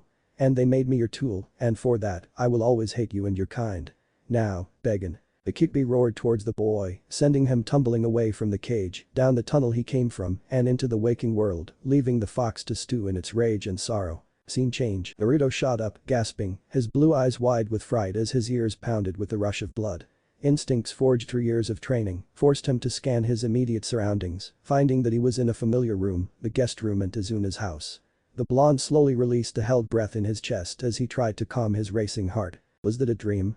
The young shinobi wondered as he looked down at his lap, seeing that he had thrown off the covers of his futon during his abrupt wake-up. No, he shook his head, tightly gripping his blanket. That killing intent felt too real to be a dream, though what did it mean by brothers and sisters? Are there more demons like the fox out there? Are there more people like me? The clicking of the door's latch broke Naruto out of his thoughts. He turned towards the sound, his blue eyes greeted by the sight of his girlfriend standing in the open doorway with a pail of water, smiling at him. Her face was slightly swollen and bruised, which did nothing to detract from the warmth of her shimmering brown eyes. Naruto began to say, only for the girl to drop the bucket, cross the room in a few strides, and plaster her lips to his own. The blonde's eyes widened for a fraction of a second until they began to flutter close as he lost himself in the feeling of her kiss.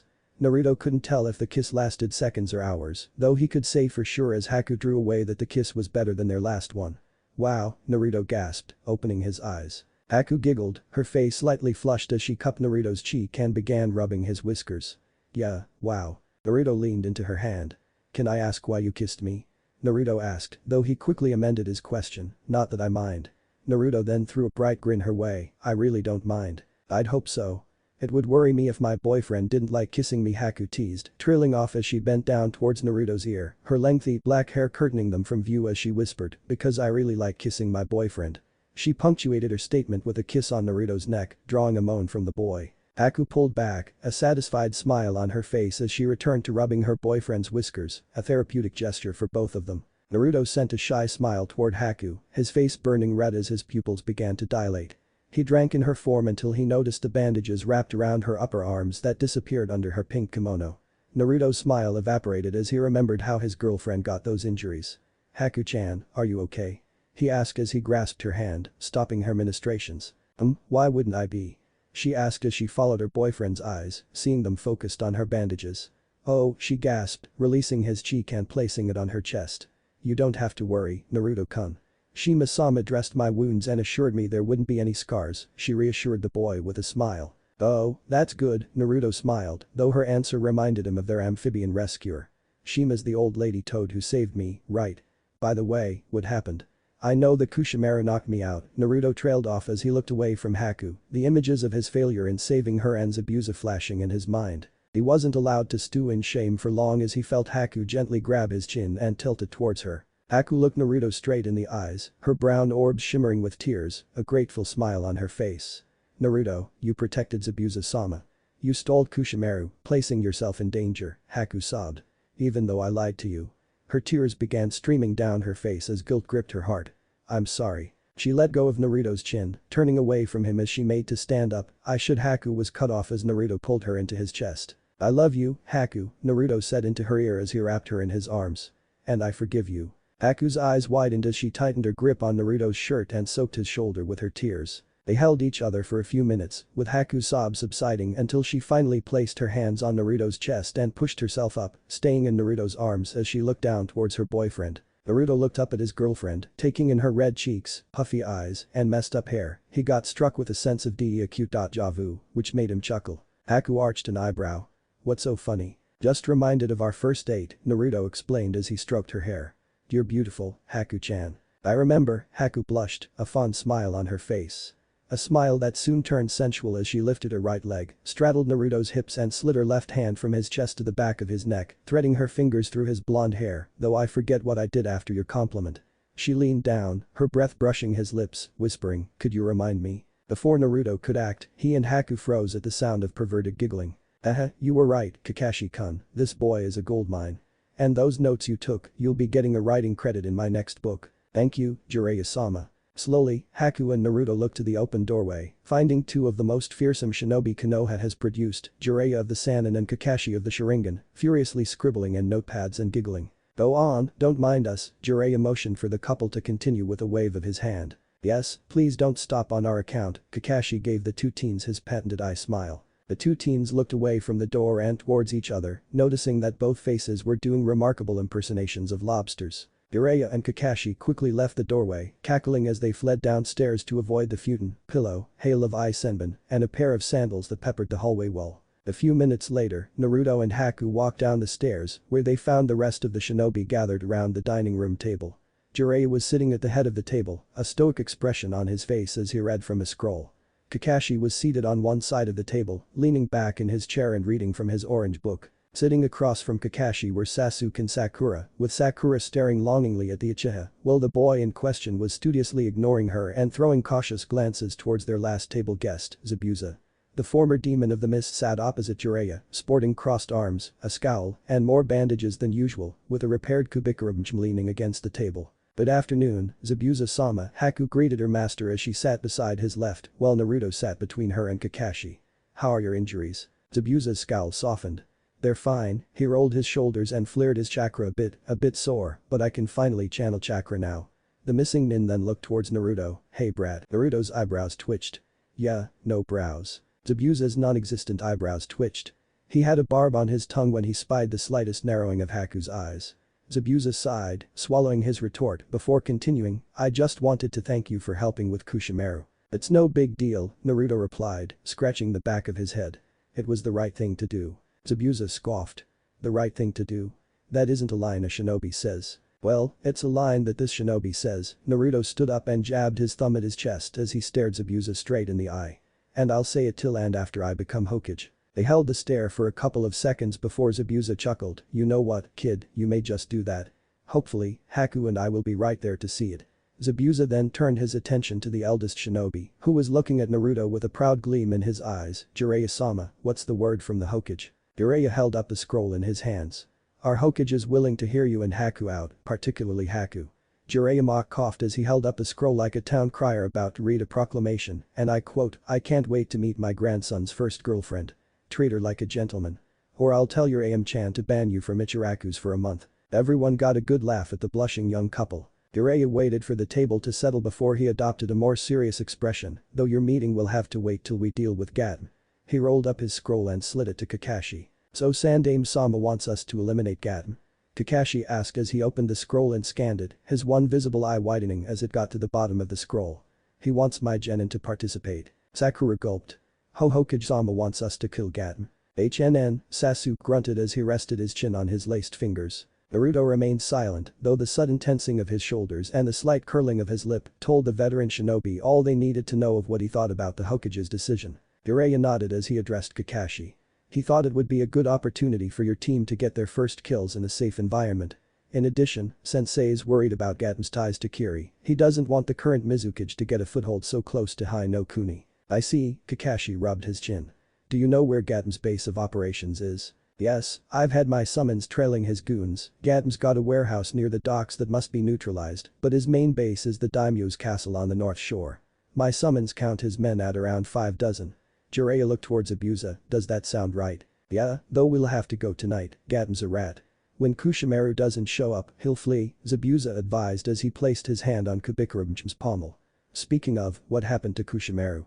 I owe him a few cuts. I secured Kushimaru in a prisoner scroll and had him delivered to Konoha, Jiraiya answered. Right now, he should be in the custody of our TI division. The Sannin then turned towards the Konoha Jonin, Kakashi, you'll take Sasuke and Sakura to deal with the warehouse, while Naruto, Haku, Zabuza, and I will deal with Gaten. Sasuke interjected, and why does Naruto get to assault Gaten's main compound? Because he can summon an army of Kage Bunshin, shadow clones, at the drop of a hat, and because I said so, Jiraiya explained as he narrowed his eyes at Sasuke. Any other questions, Genin? Jiraiya asked, stressing Sasuke's rank. Sasuke, deciding discretion was the larger part of valor, shook his head and said, no sir. Good, Jiraiya nodded. I'll leave some summons here as guards.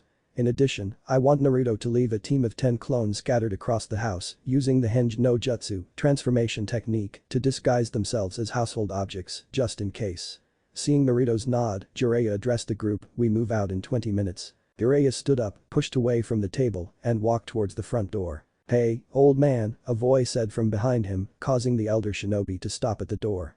Looking over his shoulder, he saw a familiar pair of cool blue eyes staring sharply into his own, commanding his attention, just like the boy's father used to do back in the day. After our mission, we need to talk, Naruto stated, his voice measured and determined. Jiraiya tightly nodded, then left out the door, leaving the other shinobi to prepare for the night's grisly work. Scene change. Just as the sun was dipping below the horizon, painting the sky a dark orange and dashing the dirt streets with long shadows, 3 shinobi landed on a roof across from Gaten's warehouses. They could see 3 men outside, standing guard. What's the plan, sensei? Sakura asked as she nervously fingered the ring of her kunai, her green eyes studying the 3 men below her. Kakashi rubbed his chin, we need to clear the warehouses, find evidence regarding Gaten's dealings with Kiri or any other useful information, and eliminate his men. Sakura shuddered at Kakashi's use of the word eliminate. Do we have to kill them, sensei? Sakura stuttered, her hands beginning to shake, her pupils turning into pinpricks as she started taking short sharp breaths through her nostrils. Can't we just knock them out? Leave them for Sakura, name and registration number, Kakashi firmly said as he crouched down and placed his hands on his genin's shoulders, cutting off her ramblings. Uruno Sakura, 012601. Sakura's breathing calmed. Again. Uruno Sakura, 012601. Her hand stopped shaking. Again. Uruno Sakura, 012601. Her eyes returned to normal. Are you good? Kakashi asked. Sakura nodded. Yes. Kakashi gave her shoulders a gentle squeeze. I know you don't like the idea of killing, and frankly, I'd be worried if you did. But part of our roles as shinobi is to act as the shields and the swords of our cage. I understand if you can't handle this, and I won't judge you for it. I'll leave a clone up here with you while Sasuke and I deal with Gatom's men. However, I will have to report this to the Hokage and you will likely be removed from the shinobi forces. Sakura's eyes widened. But, no buts. You're a shinobi, a soldier. And sometimes, soldiers have to kill, Kakashi explained. Now, what do you want to do? Kakashi's question hung in the air as Sakura looked inwards, asking herself, can I do this? Of course, we can do this. We're the Kunoichi of the year. Her inner voice answered. And what would Sasuke-kun think if we couldn't do this? But we're talking about killing people. Sakura argued back. Wouldn't that make us bad? She then spared a glance towards her crush, noting that the boy hadn't said a word, his eyes trained on the street below. Would Sasuke still want us after? Sakura could practically feel her inner voice roll its eyes as it stated, Sasuke's a shinobi, he'll be in the same boat as us. Oh, you're right, Sakura sheepishly thought. Plus, her inner voice explained in a gentler tone, if we want to be a Kunoichi, we'll have to do this. Because as sensei said, sometimes, soldiers have to kill. Sakura gulped at that thought, then took another look at Sasuke and decided. Taking a deep breath, she turned to her sensei.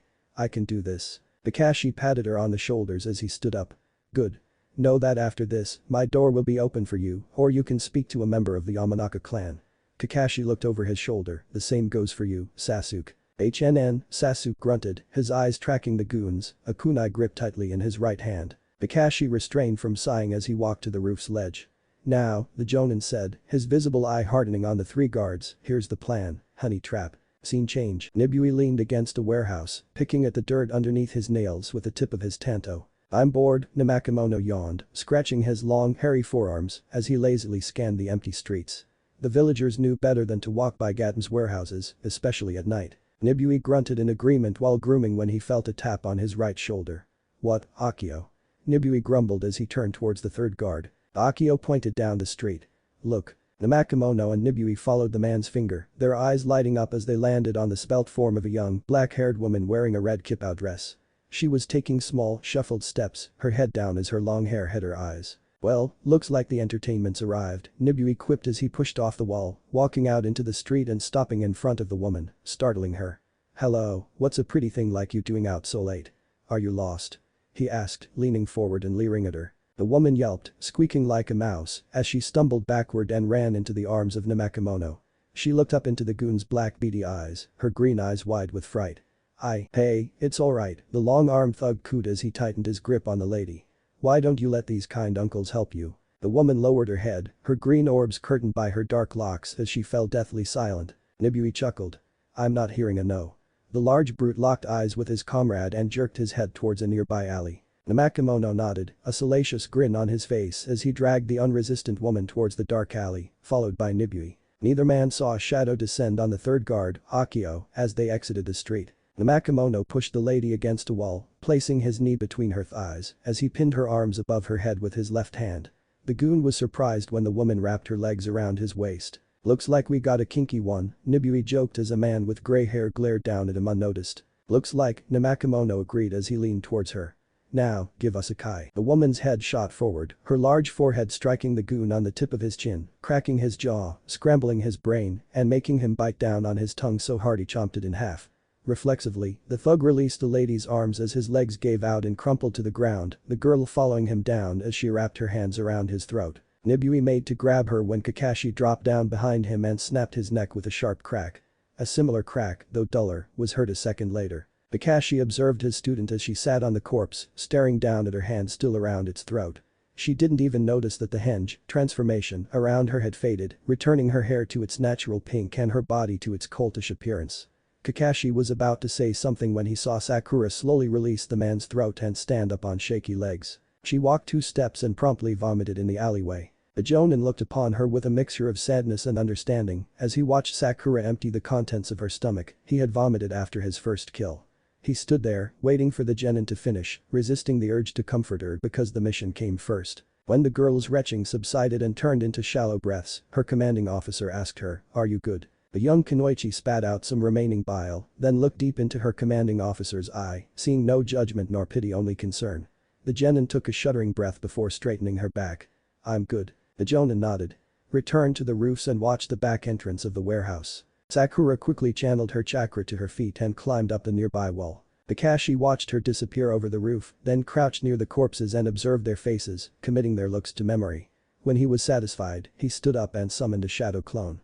They both then transformed into the dead men, Kakashi taking the form of Nibui, while his clone took the form of Namakemono. The transformed men quickly examined one another for any obvious faults with the illusion, too small eyes, too large ears, etc. But found nothing to correct. Satisfied, the real Kakashi left the alley first, while his clone stacked the corpses on one another before flashing through hand signs. Kakashi ignored the bright orange flash behind him as he approached the warehouse's front door, where Sasuke stood in the guise of the third guard. "Any company?" the jonin asked, scratching his chin. Sasuke shook his head, slightly tightening his grip on Akio's palm. "Nope, the street's dead." His transformed brown eyes flicked towards the alley, where the flash of light had died down and Namakemono had emerged.